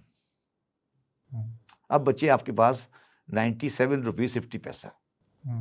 अब आपका स्टैंडर्ड ऑफ लिविंग है, कोई एक स्टैंडर्ड ऑफ लिविंग है, उसके अंदर आपका जो खर्चा है वो है 70 रुपये। ठीक है। और उसके अलावा 27 रुपये जो बचे वो आपके स्टैंडर्ड ऑफ लिविंग से ऊपर है। अगर आपने 27 रुपये दे दिए और नफ्स को नहीं मारा, उस 97 में से 70 तो आपका खर्चा है जो आपके लिविंग से, मैं अगर 27 बच गए, नहीं, खर्चा सबका बराबर नहीं है। जो मेरा स्टैंडर्ड लिविंग है, अगर मुझे स्विट्जरलैंड जाना है तो स्विट्जरलैंड जाके करूँगा, तो मैंने नफ्स को अपने मुतमईन करते हुए जो खर्चा किया वो 70 है, तो 27 बचे। अगर आप 27 दे देंगे तो आप बन जाएंगे मोमिन। अब बचे 70 में आपका खर्चा है, और अगर आप 70 से कम देंगे तो आपके नफ्स को मारना पड़ेगा। तो आपने कहा यार मैं नफ्स को इस तरह मारता हूं कि मैं हर साल स्विट्जरलैंड जाता हूं, इस साल मैं स्विट्जरलैंड नहीं जाऊंगा, मैं मरी चला जाऊंगा।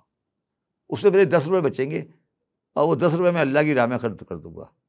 अगर आप वो 10 रुपये अल्लाह की खात में खर्च करेंगे तो ये तकवा में शामिल होगा, और तकवा में जब हो जाएगा तो आप बन जाएंगे मोमिन। जन्नत जो है ना मुसलमान के लिए है ना मोमिन के लिए है, मुत्तकीन के लिए है। मुत्तकीन वो होते हैं जो अपने नफ्स का तकवा करते हैं। और एक बात याद रखना, वो लोग उससे मुझसे बड़ा आर्गू करते हैं, जनरली स्पीकिंग गरीब आदमी मजलूम हो सकता है, मुत्तकी नहीं होता। मुत्तकी होने के लिए अमीर होना ज़रूरी है, समझ में? जो तकवा है ना, एक तो नफ्स को मारना है जो जिस्मानी है, जैसे आपने रोज़ा रख लिया, ये नफ्स का इम्तिहान है ना, ये मुत्तकी होने की एक शक्ल है। मगर दुनियावी मुत्तकी होने की शक्ल सिर्फ वो है जब आप अमीर हों, जब आप अपने नफ्स को मार कर अल्लाह की राह में खर्च करेंगे तो आप मुत्तकी बन जाएंगे। मुत्तकी बनने का कोई ताल्लुक ज़कात के साथ नहीं है, ठीक है? सही।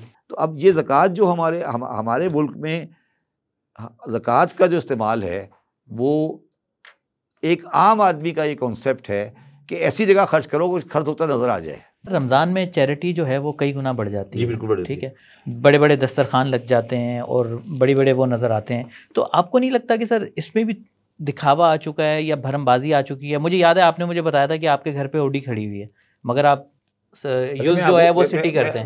मगर सर यहाँ पर जो है हम बड़े बड़े दस्तरखानों पर शुतरमुर्ग खिला रहे हैं, मैं आपको समझाता हूँ, झींगे की बिरयानियाँ खिला रहे हैं, ये दिखावा नहीं है? मैं समझाता हूँ आपको। देखिए, पहली बात तो ये आप कहते हैं रमज़ान में बढ़ जाता है, उसकी वजह है क्योंकि इस्लामी साल ज़कात की पेमेंट का वो रमज़ान है, तो इसलिए जो ज़कात निकालता है उसका पैसे पहले रमज़ान को आते हैं, तो खर्चा भी रमज़ान में होता है। ठीक है।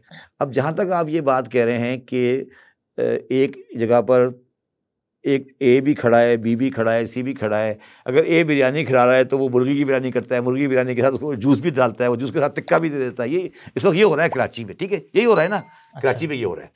प्रॉब्लम ये आ गई है कि ये तकरीबन ज़िदबाजी हो गई है, और वो जिसे कहते हैं ना टेरिटरी की जंग चल रही है।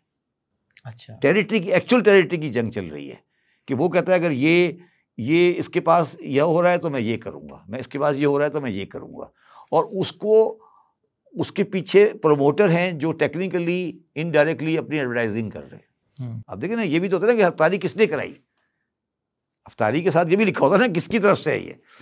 तो अब सवाल ये है कि पहली बात तो ये है कि क्या ये अलाउड है शरई तौर पर कि मैं अगर ज़कात को इस्तेमाल करूँ तो उसको पब्लिसाइज करूँ? मैं इस पर उलमा जवाब देंगे। मेरी ज़ाती राय में ये अलाउड ही नहीं होना चाहिए। उलमा को ये बात कहनी चाहिए कि अगर कोई आदमी ज़कात दे रहा है, सर हम कैसे कह सकते हैं कि वो ज़कात दे रहा है? हो सकता है कि वो वैसे ही हदिया कर रहा हो या सदका दे रहा हो। उलमा को ये बात कहनी चाहिए कि अगर ज़कात है तो अलाउड नहीं करे। ये तो वो कह सकते हैं ना कि ज़कात अगर मैं किसी को दे रहा हूँ तो फिर ऐड नहीं लगाए।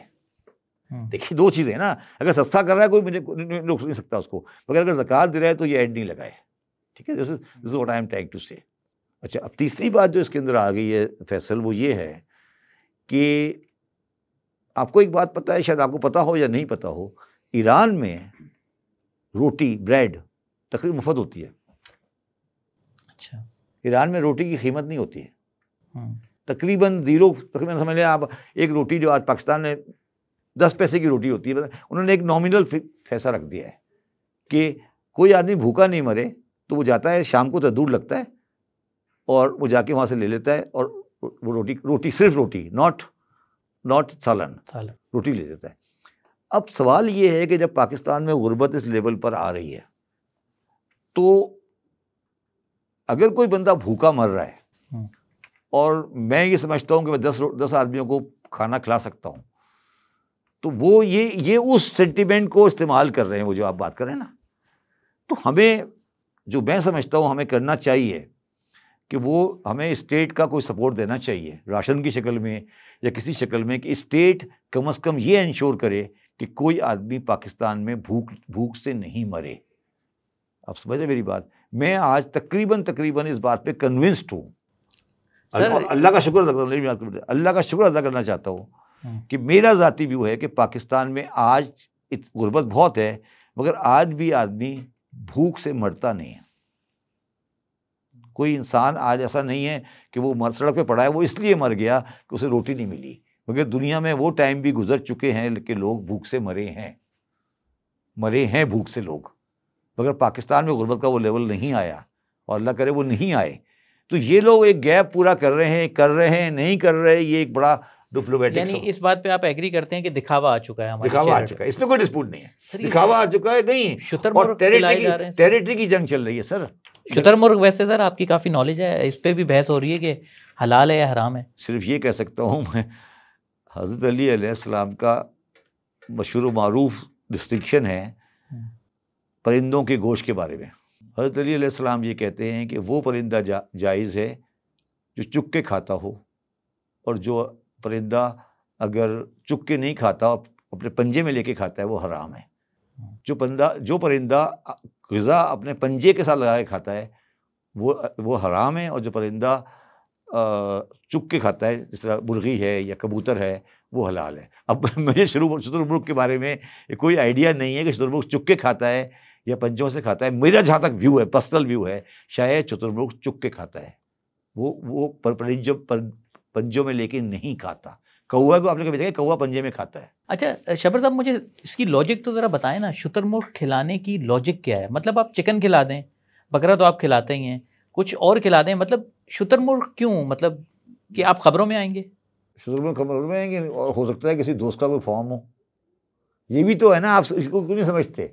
शुतुरमुर्ग लोगों ने कोई 10, 20, 15 साल पहले बहुत सारे फॉर्म लगाए थे। अच्छा, हाँ, आपको नहीं पता? शुतुरमुर्ग की बड़ी इंटरेस्टिंग कहानी है।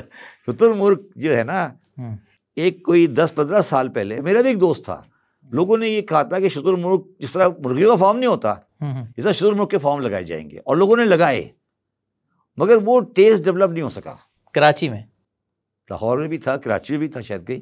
और वो आज अगर आपको मैं कहूँ आप शुतुरमुर्ग का गोश्त खाएं, साहब एक दफ़ा खा लेंगे, आपका स्टेबल डाइट कभी नहीं बन सकता। वो try to understand what I am saying. आपने खाया वैसे? नहीं, मैंने नहीं खाया कभी, मगर मेरा दोस्तों का शुतुरमुर्ग का फॉर्म था, तो वो ये कहता था कि जो हमने बनाया तो लोगों ने बाय नहीं किया, मतलब लोगों ने ख़रीदा नहीं, एक दफ़ा ख़रीद लिया, मगर उसकी जितनी प्रोडक्शन थी वो डिमांड नहीं आई शुतुरमुर्ग की, तो शुतुरमुर्ग का फॉर्म टेक्निकली फेल हो गया है। हो सकता है जो शुतुरमुर्ग गोश्त खिला रहा हो कोई दोस्त फॉर्म लगाया हो, तो यार चलो इसमें चला दो, चल रहा है। ये मेरा ज़ाती व्यू है, मैं ज़्यादा इस बारे में जानता नहीं, ये हो सकता हुआ होगा जी। मगर ये मैं बता दूं कि शुतुरमुर्ग की कमर्शियल फार्मिंग पाकिस्तान में बहुत बड़े पैमाने पे की गई थी, ये मैं इसमें अच्छी तरह वाकिफ हूँ, क्योंकि ये पाकिस्तान का जानवर नहीं है, ये ऑस्ट्रेलिया से लाए गए और फिर फार्मिंग की गई और लोगों ने इसका बड़ा बड़ा फार्म लगाया है। सही, चलें सर, ये तो लाइटर बात हो गई, मगर मुझे ये बताएं कि जो हम इतने बड़े बड़े दस्तरखानों पर खाना खिलाते हैं, क्या कोई कौम ऐसी है उसकी हालत बदली हो या बेहतरी आई हो कि जो इतने बड़े बड़े दस्तरखान सजा कर फ्री में लोगों को खाना खिलाती हो?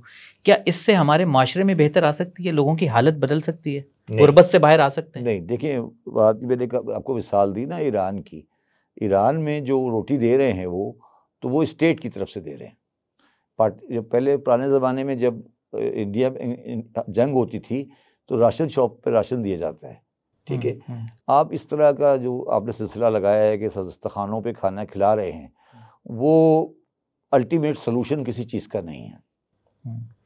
और दूसरी बात जो थोड़ी सी मुझे उस चीज़ पर थोड़ा सा, जैसे फिर वही बात करें, बनावट नज़र आती है। अगर आपने खाना ही खिलाना है तो थोड़ा सा उस सड़क को, थोड़ा सा उस जगह को, खिलाने वाली जगह को ऐसी जगह पे करें जब पर्दा हो, कवर्ड करते हैं उसको, पर्दा हो।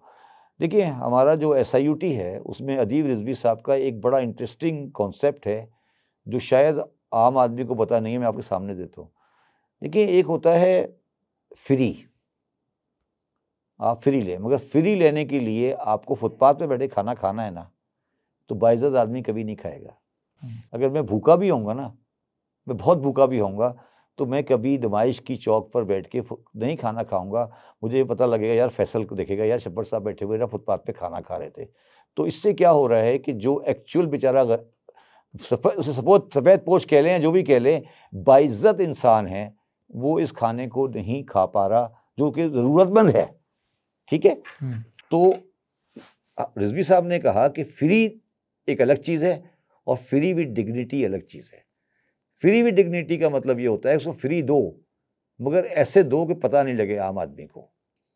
तो अगर आपने ये खाने खिलाने हैं तो आप पार्क में लेके जाएं और पार्क में अंदर खामोशी से वो दाखिल हो जाए और वापस निकल आए। ये अच्छा नहीं लगता मुझे कि फुटपाथ पे दस्तरखान लगा हुआ है और पूरी पब्लिक चलती जा रही है और फुटपाथ पे बैठे लोग खाना खा रहे हैं, ये इंसानी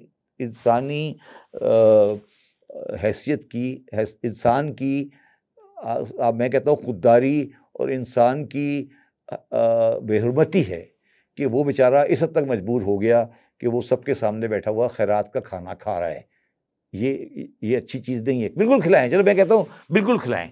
तो आप ये कर दें कि नेशनल पार्क के अंदर कह दें कि इसको 5 हिस्सों में डिवाइड करो नेशनल पार्क को, एक में आप खिला दें, एक में आप खिला दें, एक में आप खिला दें, वो लोग ग्राउंड में दिखा दें। ये जो आपने सिलसिला बनाया हुआ है ना, ये गलत है। या कोई बिल्डिंग दे दें, आप दे दें कि रमज़ान के अंदर कि यार ये वाली बिल्डिंग है, आप यहाँ पे खाना खिलाएं, इसको खिलाना है, 4 मंजिला बिल्डिंग उसको दे दें।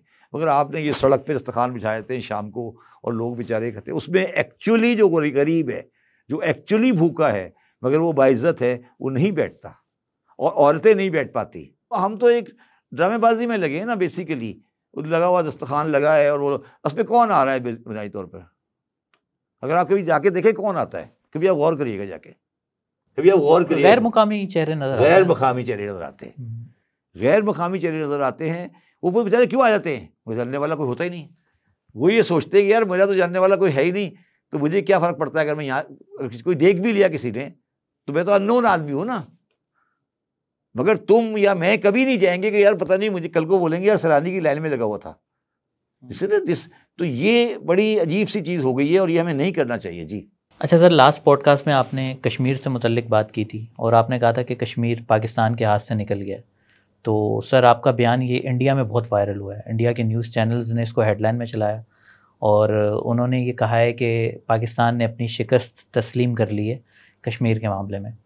और पाकिस्तान में भी कुछ पाकिस्तानियों ने भी हमारी पॉडकास्ट के नीचे कुछ अच्छे कमेंट्स नहीं किए आपके लिए, वो इस बात को मानने को तैयार नहीं है। क्या कहेंगे इस पर? देखिए, फिर वही वाली बात जो मैंने आपसे थोड़ी देर पहले इलेक्शन के बारे में कही थी कि कश्मीर आज, मकबूजा कश्मीर आज इंडिया के कब्ज़े में है। ठीक है, पहले तो ये बात माने कि मकबूजा कश्मीर इंडिया के कब्ज़े में है या नहीं है? है, बिल्कुल है। क्या पाकिस्तान मकबूजा कश्मीर को किसी मिलिट्री जद्दोजहद के तहत वापस ले सकता है? जवाब है नहीं। सर देखिए ना, इस वक्त हमारी ये पोजीशन नहीं है कि हम ले सकें। क्या पता 20, 25, 30 साल बाद हम इतने स्ट्रॉन्ग हो जाएंगे। आइंदा दिनों में नहीं हो सकता, क्योंकि अब वो पोजीशन नहीं है कि कोई इलाका 2 मुल्कों की जंग से लिया जा सके। दुनिया में कहीं नहीं फैसला हुआ, यूक्रेन में फैसला नहीं हो पा रहा, जबकि बिल्कुल एक पोजीशन डिफरेंट है। ठीक है, ये दबाने की ये हमें अपने दिमाग से निकाल देना चाहिए कि पाकिस्तान मिलिट्रली कश्मीर को ले सकता है और लेना भी नहीं चाहिए। हमारा पाकिस्तान का बयानिया कभी भी ये नहीं है, ये जमात इस्लामी का बयानिया था कि कश्मीर पाकिस्तान का हिस्सा बनेगा। अच्छा, सुने मेरी बात, एक क्वेश्चन निकल जाएगा। तो वो जो इंडिया सर कहता है कि हम वो उसको सो कॉल्ड पीओके कहते हैं, पाकिस्तान ऑक्यूपाइड कश्मीर, पहले मैं अपनी बात हम वो ले लेंगे, वो सही कहता है? पहले मैं अपनी बात कर लूँ ना। पाकिस्तान का बयानिया हमेशा से ये है कि कश्मीर जो है, कश्मीर के लोगों को हक़ खुरादी दिलाया जाए। वो 47 से लेकर आज तक हमारा बयानिया है। ठीक है, वो किस तरह हो उसके ऊपर हम इंडिया के साथ बैठ के बात करें, इसके अलावा तो कोई मसला नहीं है। अगर कश्मीरी ये चाहेंगे कि पाकिस्तान के साथ चले जाएं, पाकिस्तान चले जाएं, आज़ादी चाहते हैं आज़ादी ले लें, इंडिया के साथ चलाना है इंडिया ले लें। तो सर ये इंडिया इसमें तो कोई अच्छा, इसमें देखिए ना, पाकिस्तान की पोजीशन तो वाज़ेह है ना जी। तो अब ये कहना कि पाकिस्तान ने छोड़ दिया, ये तो आप उसको जिस तरह मेरी बात को इंटरप्रेट कर लें। मैं तो अपनी पोजीशन को जो कह रहा हूँ, ये पाकिस्तान की फ़ौज की पोजीशन भी है, ये पाकिस्तान की रियासत की पोजीशन भी है, ये पाकिस्तान के अवाम की पोजीशन भी है कि हम आज ये चाहते हैं कि हम जाकर मिलिट्री एग्रेशन करके कश्मीर के अंदर आर्मी एंटर कर दें। यही कह रहे हो तुम ना, ये तो ऑप्शन नहीं है ना हमारे पास, नहीं है ना। नहीं, फिलहाल तो नहीं है। नहीं, फिलहाल नहीं, यहाँ यू आर रॉन्ग, फिलहाल नहीं, कभी भी नहीं है। इंसानों को मरवा के कई मुल्क नहीं बनाए गए, कभी कब्जा करके मुल्क कभी नहीं बने दुनिया में। अच्छा सर, ये इंडिया तो धमकियां देता है, इंडिया तो धमकियां देता है, वो कहता है कि हम लेंगे। अब आ जाए दूसरी बात, अब आ जाए कि इंडिया ये कहता है कि जी पाकिस्तान ने हमारे कश्मीर पे कब्जा किया हुआ है। ठीक है, हम भी ये कहते हैं पाकिस्तान ने हमारे कब्जा किया हुआ है। फ़र्क है दोनों के बयान में, क्या फ़र्क है? दोनों का बयान एक सही है ना। हमारा ये बयान है मकबूजा कश्मीर वो वाला है, उनका बयान है मकबूजा कश्मीर ये वाला है, तो उनके बयान में क्या फ़र्क है? सर हमारी तरफ से आप कहते हैं हार मान लेते हैं, वहाँ से ऐसा कोई बयान नहीं आता। इसको मैंने हार मानना कब कहा? मैं हार कौन सा मान रहा हूँ? मैं ये कह रहा हूँ कि कश्मीर, पहली बात, is the Kashmir disputed property? बिल्कुल है। ठीक है, ये अच्छा, अब आगे चलें। आपको इंडिया मीडिया की ये रीजन पता है कि वो क्यों नहीं करा रहे रायशुमारी? आपको पता, कभी सुना है आपने? आपके ख्याल में क्यों रायशुमारी इंडिया नहीं एग्री करता? क्योंकि उनको वहां पर वो नहीं मिलेंगे, नंबर्स नहीं मिलेंगे। नो, अब तो शायद नंबर मिल जाए। उनकी डिमांड ये है कि पाकिस्तान ये वाला कश्मीर खाली करे, फिर रायशुमारी होगी। समझ आई मेरी बात क्या कह रहा हूँ? इंडियन का ये डिमांड है कि ये जो आज़ाद कश्मीर उनके हिसाब से मकबूजा कश्मीर है, जब ये खाली होगा तो फिर उसके बाद रायशुमारी होगी। तो ऐसे तो फिर उनको भी करना पड़ेगा, जो उनके कब्जे में कश्मीर है वो भी खाली होगा। Exactly, that's the whole point. तो ये रायशुमारी कैसे होगी, यही तो मैं आपको समझाने की कोशिश कर रहा हूँ कि पाकिस्तान और इंडिया दोनों साथ बैठेंगे, ठीक है। अच्छा, और मगर फिर वो तीसरी बात कि पाकिस्तान और इंडिया दो फैक्टर है ना, जो दोनों आउटसाइडर हैं, वो आपस में गुफ्तगू कर रहे हैं। पाकिस्तानी कौम भी मेरे ट्वीट पे लिखी जा रही है, इंडियन भी ट्वीट पे लिखे जा रहे हैं, कश्मीरी क्या लिख रहे हैं? मैं आपसे पूछ रहा हूँ, मैं आपसे ये सवाल पूछ रहा हूँ। चलो यार, वो तो इंडियन वाले जज्बाती हो गए कि शब्बर साहब ने ये कह दिया, पाकिस्तानी जज्बाती हो गए, शब्बर साहब ने ये कह दिया। मैं ये पूछ रहा हूँ, श्रीनगर का जो इंसान बैठा हुआ है वो क्या कह रहा है? उसको तो कोई सुनता नहीं बेचारे को, जो असली पार्टी है। ये मुजफ्फराबाद में जो बैठा है वो क्या कह रहा है? सवाल तो ये है ना फैसल, कि जो श्रीनगर बैठा है या मुजफ्फराबाद बैठा है वो क्या कह रहा है? फिर इंडिया भी सिर्फ बातें ही करता है कि हम वो वाला कश्मीर ले लेंगे, जंग करके ले लेंगे या हमला करके ले लेंगे, उस तरफ से भी ऐसा कोई इरादा नहीं होगा। कोई इरादा नहीं। मैंने एक दफ़ा पहले भी आपको बात की थी, फिर एक दफ़ा मुझे एक बात बताएं, पाकिस्तान के इंडिया के साथ तीन चार पॉलिटिकल डिस्कशन हुए हैं ज़िंदगी में। मैं आपको गिरा देता हूँ, बाद में आप उसको काटे या लिख लीजिएगा। एक हुआ था अकबर लियाकत पैक्ट, फिर एक दफ़ा अयूब खान का नेहरू के साथ बात हुई थी, फिर एक दफ़ा भुट्टो साहब का माहिदा हुआ था, शिमला माहिदा, फिर मुशर्रफ साहब आगरे गए थे, ठीक है। उसके बाद वाजपेयी साहब आए थे लाहौर, ठीक है। राजीव गांधी साहब इस्लामाबाद आए थे। मैं ज़्यादा बात नहीं कर रहा, ऑफिशियल गुफ्तगू जो मर्जी भी हो, मैं इस पर कन्विंस्ड हूँ कि पंजाबी में कहते हैं वो बात होती है, ताड़ा साड़ा, आपका अपना हमारा अपना।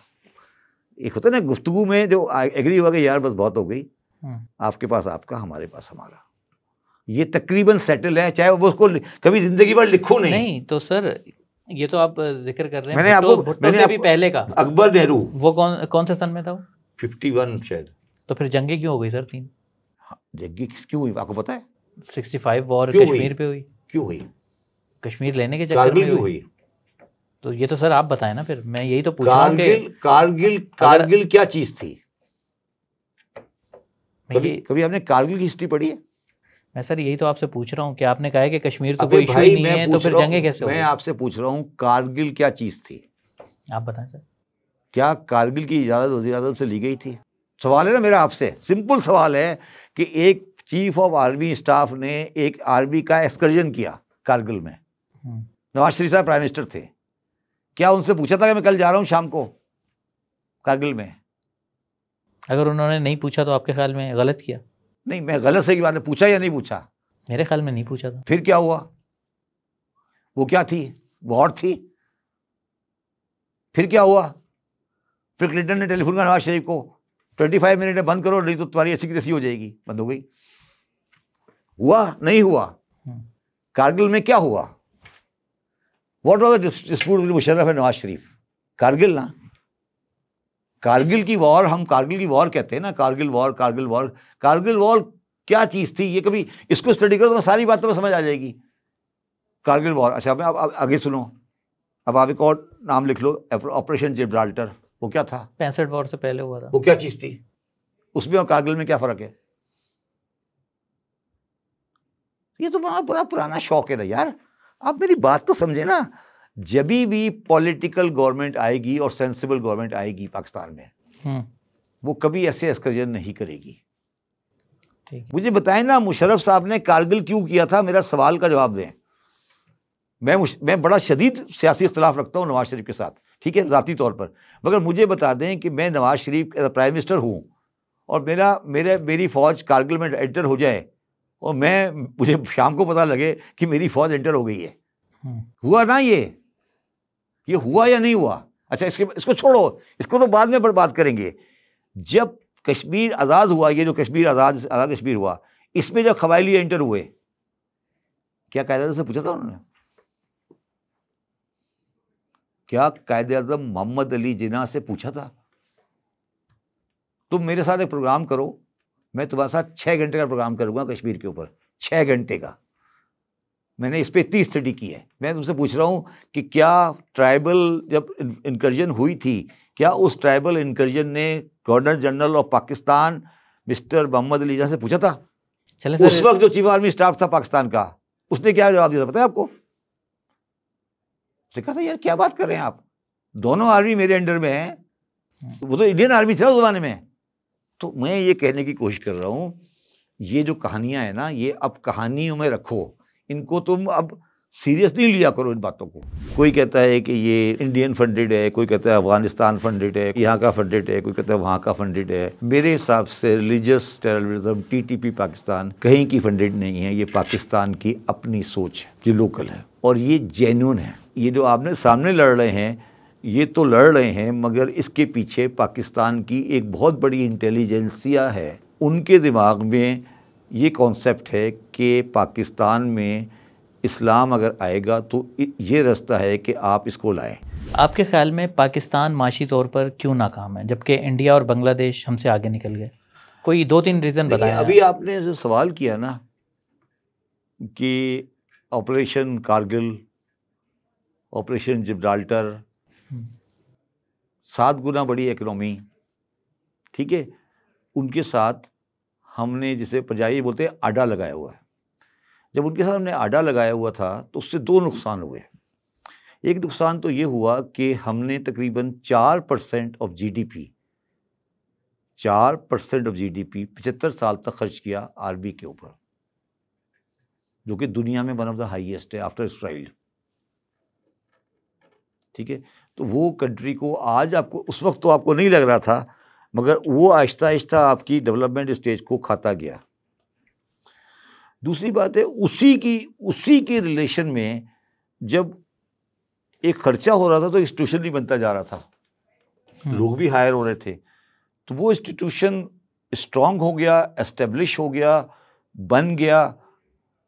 तो वो इंस्टीट्यूशन इतना ऑर्गेनाइज और स्ट्रांग हो गया कि उसने पॉलिटिकल फोर्सेस को एब्जॉर्ब कर लिया। फिर एक जंग शुरू हुई पॉलिटिकल फोर्सेस की और आर्मी की, जो आज भी जारी है, जो आपका पहला सवाल था, जो आपने पहला सवाल मुझसे किया था। उस जंग का नतीजा ये, अब उस जंग में कौन सही है कौन गलत है बाद में फैसला होगा। उस जंग का नतीजा ये हुआ कि पाकिस्तान में कोई माशी पॉलिसी लॉन्ग टर्म नहीं बन सकी। ठीक है, आप 5 साल के लिए आए, आपने कहा यार सिविलियन गलत थे, सिविलियन आए, उन्होंने कहा जी फौजी गलत थे, फिर सिविलियन ने कहा वो फौजी गलत थे। अयूब भुट्टो साहब ने कहा अयूब खान ने पाकिस्तान तबाह कर दिया, फिर वो आया और ज़िया-उल हक आया, उसने कहा जी भुट्टो साहब ने पाकिस्तान तबाह कर दिया। फिर मुशर्रफ आया, उसने कहा नवाज शरीफ ने पाकिस्तान तबाह कर दिया। नवाज शरीफ आया, उसने कहा जी, तो वो जो एक दूसरे की माँ बहन कर रहे थे इन द 75 ईयर में, उस माँ बहन करने में हमारे पास कोई कंसिस्टेंट पॉलिसी नहीं बन सकी। और उस दौरान उस माँ बहन करने में हमारे पास माशी तौर पर क्वैक्स पैदा हो गए, जो कि एक्चुअली माशियतदान नहीं थे, बल्कि वो अमेरिकन एजेंट्स थे जो कि पाकिस्तान के वजीर खाना बन गए। तो आपके ख्याल में ये बड़े रीज़न हैं? ये नहीं, अच्छा भाई, ये 2 रीज़न, अच्छा ये आ गया। तीसरा रीज़न ये हुआ कि जब वो, अच्छा इसमें आप इसको 2 हिस्सों में डिवाइड करें। पहला हिस्सा वो आप करें जब ईस्ट पाकिस्तान साथ था, और एक हिस्सा वो डिवाइड करें जब ईस्ट पाकिस्तान साथ नहीं था। ठीक है, दूसरा रीज़न जो आपका, जो इसका आप आज फेस कर रहे हैं और तकरीबन 79 से फेस कर रहे हैं, वो जिसको आप रिलीजियस टेररिज्म कहते हैं। ये लोग कहते हैं कि, कोई कहता है कि ये इंडियन फंडेड है, कोई कहता है अफगानिस्तान फंडेड है, कोई कहता है ये यहाँ का फंडेड है, कोई कहता है वहाँ का फंडेड है। मेरे हिसाब से रिलीजियस टेररिज्म टीटीपी पाकिस्तान कहीं की फंडेड नहीं है, ये पाकिस्तान की अपनी सोच है। अच्छा, ये लोकल है और ये जेन्युइन है। जेन्युइन का मतलब ये है कि ये जो आपने सामने लड़ रहे हैं, ये तो लड़ रहे हैं मगर इसके पीछे पाकिस्तान की एक बहुत बड़ी इंटेलिजेंसिया है। वो उनके दिमाग में ये कॉन्सेप्ट है कि पाकिस्तान में इस्लाम अगर आएगा तो ये रास्ता है कि आप इसको लाएं। अब मैं रास्ता आपको एक्सप्लेन करता हूँ कि टीटीपी का और इसका रास्ते का लिंक क्या है। देखें, इस्लाम में मैंने आपके पहले भी कहा था कि रियासत का कॉन्सेप्ट जो है वो थोड़ा मुख्तलिफ है जो आम है। उसके बाद इस्लाम में 2-3 शख्सियतें ऐसी आई जिन्होंने रियासत का कॉन्सेप्ट देने के बाद एक कॉन्सेप्ट दिया जिसने एक पूरी इस्लामी सोच को तब्दील कर दिया। जब हम लोग नाकाम हो गए ना रसूलुल्लाह सल्लल्लाहु के बाद 4 खलीफा के बाद इस्लाम नहीं परवान चढ़ सका और इस्लाम नहीं आ सका किसी डेमोक्रेसी के तरीके से, तो इस्लाम में एक आदमी पैदा हुआ जिसका नाम था इमाम इब्न तैमिया। इमाम इब्न तैमिया और उसके बाद उनके सोच के जानशीन जनाब अबुल आला मौदूदी और उनकी सोच के जानशीन डॉक्टर इसरार अहमद और उनकी सोच के जानशीन मुनव्वर हसन और उनकी सोच के जानशीन तालिबान। अब मैं समझाता हूँ ये सोच क्या है। वो सोच ये थी, अच्छा वो सोच इनकी नहीं थी, पार्टली वो सोच ईरान की भी है। वो सोच ये होती है फैसल कि ये एक मुसलमान माशरा है, इसमें 1000 आदमी रहता है। अब ये 1000 आदमी ना फौजी तरीके से मुसलमान इस्लाम में अमल करता है, ना ये डेमोक्रेटिक तरीके से इस्लाम अमल करता है, और इसको मुसलमान माशरे में कन्वर्ट करना है। अब ये कैसे कन्वर्ट होगा? उस कन्वर्ट करने के लिए उन्होंने एक लफ्ज़ ईजाद किया जिसका नाम है गलबा इस्लाम। गलबा इस्लाम का मतलब ये होता है कि एक जमात क्रिएट खड़ी होती है जो ये कहती है कि हम पहले उसको लफ्ज़ को टेरर कह लें या सुपरमेसी हासिल करेंगे बाय फोर्स, लोगों को दबाकर, और उसके बाद इस्लाम नाफिज कर देंगे। इसको बोलते हैं गलबा इस्लाम। गलबा इस्लाम में कभी इलेक्शन नहीं होता। अगर आप मौलाना मौदूदी की किताबें पढ़ें, आप डॉक्टर इसरार की तकरीरें सुनें, वो बार बार करते हैं गलबा इस्लाम, गलबा इस्लाम, गलबा। डॉक्टर इसरार साहब ने कभी इलेक्शन में हिस्सा नहीं लिया। वो क्या चाहते थे? तंजीम इस्लामी क्या चाहती है आज? वो चाहती है गलबा इस्लाम। गलबा इस्लाम का मतलब ये होता है कि एक अथॉरिटी आएगी, 50 बंदे एक बंदूकें लेकर आएंगे या फोर्स के साथ आएंगे। वो कहेंगे नहीं, इस गली में कोई बंदा बगैर नमाज के नहीं रहेगा, इस गली में हर आदमी दाढ़ी काटेगा, इस आदमी में औरत की तस्वीर नहीं लगेगी। ये गलबा इस्लाम है। चाहे उस गली में 200 आदमी रह रहे हों और वो उस बात से एग्री करें या नहीं करें, मगर वो गलबे वाले उसको नहीं करने देंगे। दिस इज द तालिबान निज़ाम। This is exactly what Israr Ahmed was saying. तो सर सुने मेरी बात। मौलाना मौदूदी ने गलबा इस्लाम की थ्योरी पाकिस्तान में डाली। अब ट्रेजेडी ये हुई कि एस्टेब्लिशमेंट ने उसको अडॉप्ट कर लिया, पब्लिक ने रिजेक्ट कर दिया। यहां पे पाकिस्तान तबाह हो गया। अगर देखें, या तो वो गलबा इस्लाम एक्सेप्ट हो जाता ना, तो शायद सब सही हो जाते। एस्टेब्लिशमेंट ने तो अडॉप्ट कर लिया गलबा इस्लाम को और पब्लिक ने ऐसी की तैसी फेंक दी। अब मैं आपको एक मिसाल देता हूँ, फिर आपको पूरी बात समझ आ जाएगी। आप पेशावर से चलें और सादकाबाद आ जाएं बाय रोड, आपको पेशावर से लेकर जेलुम तक किसी खेत में कोई औरत काम करती नजर नहीं आएगी कभी भी। जेलुम से आप जब क्रॉस करेंगे, जब पंजाब की वैली आएगी, तो हर खेत में औरत काम कर रही होगी। गलबा इस्लाम ये उल्टे लटक जाए, नहीं हो सकता पंजाब के अंदर, कभी सिंध में नहीं हो सकता। गलबा इस्लाम की जो इनकी थ्योरी है ना, वो पाकिस्तान के अंदर चल ही नहीं सकती। ठीक है, अच्छा, जब ये गलबा इस्लाम की थ्योरी मौलाना मौदूदी साहब लेकर आए, इब्न तैमिया से उन्होंने अडॉप्ट की। अच्छा, इसके बाद बड़ी इंटरेस्टिंग बात, शायद आपको पता है या नहीं पता, कि मौलाना मौदूदी की पार्टी डिवाइड हो गई 2 हिस्सों में। एक में चले गए 5 आदमी, 4 आदमी बड़े मशहूर मारूफ थे जो इनसे अलग हो गए, उनमें एक अमीन हसन इस्लाही साहब थे, एक डॉक्टर इसरार अहमद साहब थे, एक कौसर नियाजी साहब थे, एक शाद अहमद खानी साहब थे। उन्होंने कहा जी हमें इलेक्शन कबूल नहीं है, हम गलबा इस्लाम के थ्रू इस्लाम लाएंगे। मौलाना मौदूदी ने कहा नहीं, हम गलबा इस्लाम के थ्रू नहीं लाएंगे, और इलेक्शन की पॉलिटिक्स में चले गए। और इलेक्शन की पॉलिटिक्स में आज भी वो नाकाम है, आज भी उनको कोई वोट नहीं डालता। ठीक है, कोई हर बंदा जमात के बंदों को पसंद करता है, वोट नहीं देता। वोट मैं भी कभी लगी वोट नहीं डालूंगा उनको, इसलिए वोट नहीं डालता कि उनकी थ्योरी गलबा इस्लाम की है। तीसरी बात जो हुई, जो बहुत इंपॉर्टेंट बात है, कि जो लाइन सर रेडक्लिफ ने पाकिस्तान के और इंडिया के दरमियान खींची थी, ये पॉलिटिकल डिवीजन थी, ये सियासी लाइन थी, माशी लाइन नहीं थी। समझे मैं क्या दोबारा कर रहा हूं? ये लाइन जो ये इंडिया ये था ना इस तरह करके, तो ये लाइन खींच दी सर रेडक्लिफ ने कि पाकिस्तान है इंडिया, ये पाकिस्तान इंडिया। क्या इसमें ये भी डिसाइड हुआ था कि आपस में मईशत अलग अलग होगी? सर मुल्क एक रियासतें दो नहीं तो रियासत अलग हो गई, नहीं, अलग होगी तो रियासत, गवर्नमेंट अलग है तो मईशत एक कैसे हो सकती है? ट्रेड तो होगी ना। हाँ ट्रेड तो भाई ट्रेड तो हमने की भी है सर। नहीं ना, कभी नहीं की ना, पहले दिन से बंद हो गई ना। इंडिया पहले बदमाशी इंडिया ने की, अब हम करते हैं, कभी इंडिया करता है कभी हम करते हैं। ये लाइन जो कि सियासी थी उसको माशी बना दिया गया।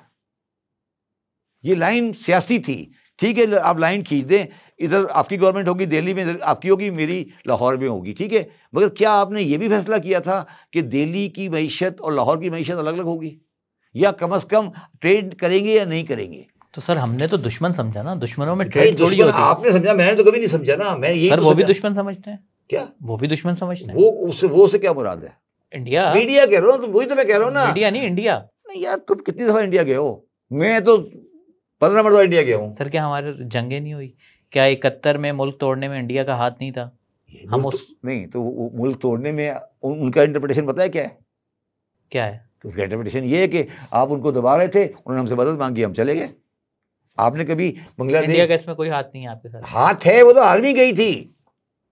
मेरी बात समझें, इंडिया कहता है कि जनाब वहां पे एक पार्टी इलेक्शन जीत गई, आपने उसको पावर नहीं दी, उसने मूवमेंट शुरू की, हम सपोर्ट के लिए आ गए। अब मैं अभी आपने पहली बात की थी ना, बिल्कुल पहली बात कि इलेक्शन में गलत हो गया। कल को अगर इमरान साहब कहते हैं कि इंडिया का सपोर्ट करें, फिर आपका जवाब क्या होगा? सर समझाएं मुझे, जवाब दें मुझे ज़रा। आपने भी बात की है ना, ये इंडिया गलत था। अगर आज इमरान खान साहब कहते हैं कि जी रात्रि हो रही है, इंडिया सपोर्ट के लिए आ जाए, फिर आप क्या कहेंगे इमरान खान को? मैं यही तो समझा रहा हूँ। इन चीज़ों को आप इतना लाइटली नहीं लेना। यही तो मुसीबत होती है जब आप चीज़ों को चेंज करते हैं। आपका नैरेटिव कैसे चल सकता है? बांग्लादेश में आपकी मेजोरिटी थी ना, चलो यहाँ तो आपने अनाउंस ही नहीं किया रिजल्ट वहाँ तो उन्होंने अनाउंस कर दिया रिजल्ट, वो जीत गए। अब आपको उनको पावर नहीं दे रहे, अब वो क्या कह रहे हैं मुझे बताइए? और आपने ये बैठ के एक स्टेटमेंट दे दी कि वो हमारा दुश्मन है। मैं ये पूछ रहा हूँ आपसे, जितनी किताबें हमारे मसलक के ऊपर इंडिया में लिखी जाती है, उससे आधी किताबें पाकिस्तान में लिखी जाती हैं। जितनी किताबें मेरी अकाउंटिंग के सब्जेक्ट की इंडिया में लिखी जाती हैं, वो पाकिस्तान में लिखी जाती है। मैं अपनी सारी टैक्स प्रैक्टिस इंडिया के केस लॉ में करता हूँ। चले तो आप क्या मतलब? अच्छा हाँ। चले मुझे फिर मैं सवाल को थोड़ा चेंज करता हूँ। तो ये जो एक परसेप्शन बना हुआ है पूरी कौम को, बताया गया है कि इंडिया हमारा दुश्मन है, मैंने भी अभी कहा कि इंडिया हमारा दुश्मन है, तो ये सब परसेप्शन बनाने के पीछे कौन है? ये तो एस्टेब्लिशमेंट थी हमारी पुरानी। नहीं, दोनों थे ना। पहले जो मैंने आपको बताया ना, गलबा इस्लाम वाले थे ना। देखिए आज आप इंडिया के बारे में बात करेंगे, सबसे पहले आएगा जमात इस्लामी। क्यों आता है वो? भाई उनका गलबा इस्लाम का, देखिए ना, ट्रेजेडी सबसे बड़ी। चले सर, कश्मीर और इंडिया के मौजू पे एक अलग पॉडकास्ट रखते हैं, मामला अधूरा रह जाएगा। लफ्ज़ उनके लिए बहुत काबिल एहतराम है, मैं उनके लिए बात नहीं कर रहा, वो लफ्ज़ गलत है उनके लिए, मुनाफकत नहीं कहता, वो गलत है, उनके लिए इस्तेमाल नहीं करना चाहिए। मुझे ये बताइए कि मौलाना मौदूदी साहब ने कहा कि ये काफिर आज़म है, ठीक है, और यहाँ आने के बाद कह रहे हैं इस्लाम नाफिज कर दो। नहीं, कौन काफिर आज़म है? कायद आज़म। अच्छा, है ना, रिकॉर्डेड है ना। आपने कहा कि काफिर आज़म है हम इस, और मौलाना मुफ्ती महमूद साहब ने कहा कि हम शुक्र है कि हम इस गुनाह अजीम में शामिल नहीं है। कहा, रिकॉर्डेड है, नहीं है। देवबंद ने क्या बोला? हम इस गुनाह अजीम में शामिल नहीं है, ठीक है। अब आप पाकिस्तान आने के बाद सब कहते हैं इस्लामी नाफिज कर दो। ये कितनी बड़ी मुनाफकत है? ये जो यही तो अच्छा अब जब वो इधर आ गए अब उनकी दुकान कैसे चलती भाई? उनको दुकान चलाने के लिए, दुकान चमकाने के लिए कोई तो मंजन बेचना था ना, चूरन। वो चूरन बेच रहे हैं। सही। आप भी तकरीबन चूरन को खरीद रहे हो। तो लग रहा है मुझे आपकी बातों से चूरन खरीद रहे हो। इंडिया हमारा दुश्मन है, कभी इंडिया गए नहीं तुम, हैं? अच्छा सर, चलें आगे बढ़ते हैं। आपकी हिस्ट्री में भी काफ़ी दिलचस्पी है, ठीक है। तो मुझे ये बताएं कि सर पिछले 500 साल जो गुजरे हैं, इसमें मुसलमानों ने कोई बड़ी अचीवमेंट हासिल क्यों नहीं? बड़ी नहीं, बिल्कुल भी नहीं। सारे जितने बड़े बड़े नाम आए मगरिब से आए, तो हर चीज़ वक्त से आई। तो हमारे पीछे रह जाने की क्या वजह है? 500 साल का अगर हम ज़्यादा लें, देखिए टाइम कम है, थोड़ा शॉर्ट में बताइए। देखिए बात ये है कि जो जितनी भी तरक्की आपको नज़र आ रही है आज, जितनी भी तरक्की आपको नज़र आ रही है आज, जो भी चीज़ आपको नज़र आती है आज जो आपके इस्तेमाल में है, ये 500 साल की इजाद है। 500 साल, बल्कि 500 साल भी ज़्यादा कर रहा हूँ मैं, उसको 300 साल लगा लें, बल्कि मैं इसको और आसान कर देता हूँ। जिस वक्त जंग आज़ादी हुई थी 1857 में, दिल्ली इंडिया के साथ हमारी 1857 में, उस वक्त दिल्ली में हमारे घर लंदन के घरों से बेहतर थे। तो 1857 से लेकर 2024 तक वो बिल्कुल ज़मीन आसमान से इधर से इधर हो गए और हम इधर से इधर हो गए। और ये सारे मुसलमान कंट्री का हुआ। ये इसलिए हुआ कि मुसलमान कंट्रीज़ के अंदर वेस्टर्न कंट्रीज़ ने एक सेग्रीगेशन कर दी कि तुम्हारा काम मज़हब और मज़हब की एक पर्टिकुलर इंटरप्रिटेशन है, और उसको बिल्कुल आसान कर देता हूँ, इस्लाम और साइंस। इस्लाम और साइंस, इस्लाम और साइंस का लफ्ज़ ही गलत है। Islam is science. इस्लाम और साइंस या इस्लाम इज साइंस। जब आपने कहा कि ये इल्म है और ये मगरबी इल्म है, तो आपने पिछले सर सैयद अहमद ख़ान तो बताए ना, तो उस टाइम जो एक पूरा 200 साल था, 200 साल में हमने ये फैसला किया कि कोई चीज़ भी हम ऐसी नहीं करेंगे जिसमें हमारी इनोवेशन हो। अच्छा, इनोवेशन हो, ठीक है। Try to understand. एक और आखिरी बात, देखिए आपकी जितनी मजहबी किताबें हैं, आपके जितने मजहबी फ़िक़े हैं, मजहबी उसूल हैं, ये सारे एक पर्टिकुलर टाइम में आके फ्रीज हो गए हैं, और आपने आकर इज्तिहाद का दरवाज़ा बंद कर दिया है। आप जानते हैं इस बात को, ठीक है। जब आप इज्तिहाद का दरवाज़ा बंद करेंगे तो क्या साइंटिफिक सोच मज़हब में हो सकती है? क्या माशरे में हो सकती है?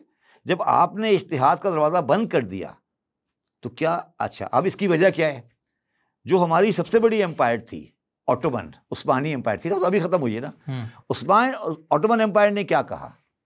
ऑटोमन एम्पायर ने कहा कि किताब नहीं छपेगी, किताब छापना अलाउड नहीं है, किताब प्रेस नहीं अलाउ किया, प्रेस।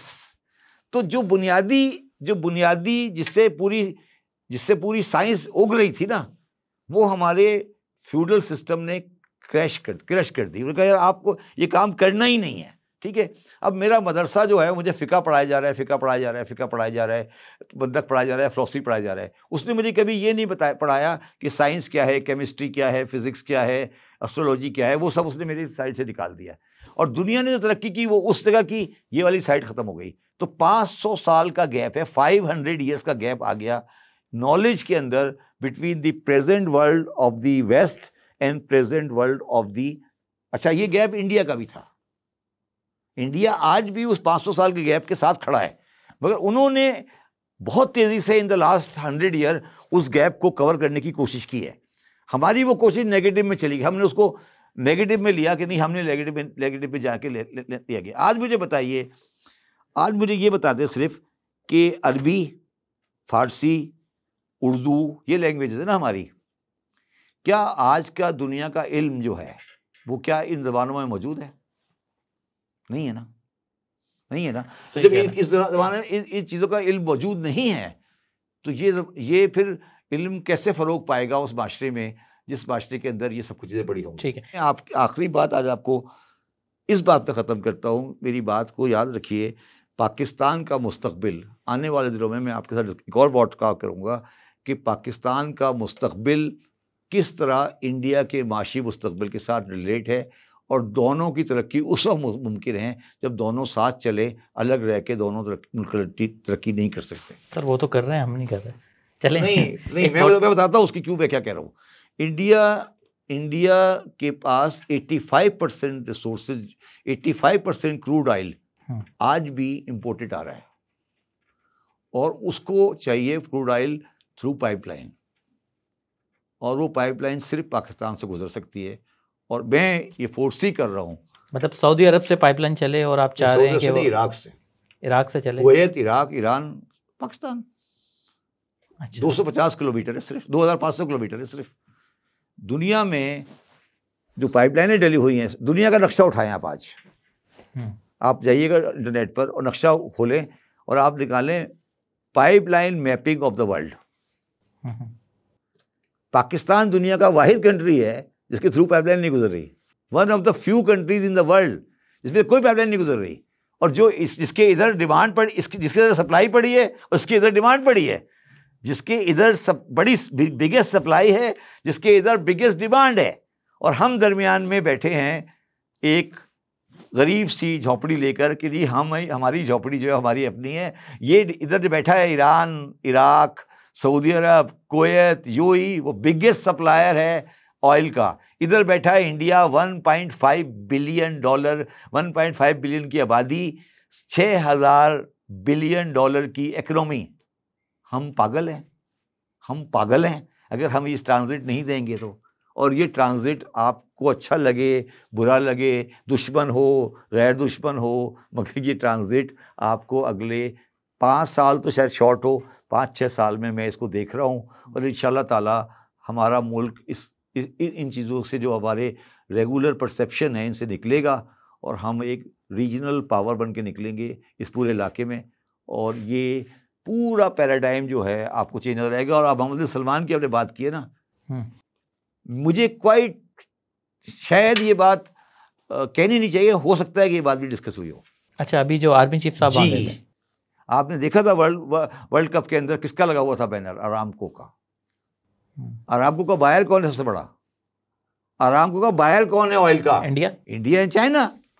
यार देखो ना, चले सर, इसमें तो कोई बुराई नहीं है, अगर पाइपलाइन जाती है, तिजारत होती है, ये तो अच्छी बात है ना। ये तो दुश्मन करते हो। नहीं सर, दुश्मन खेल रहे हो ना तुम तो।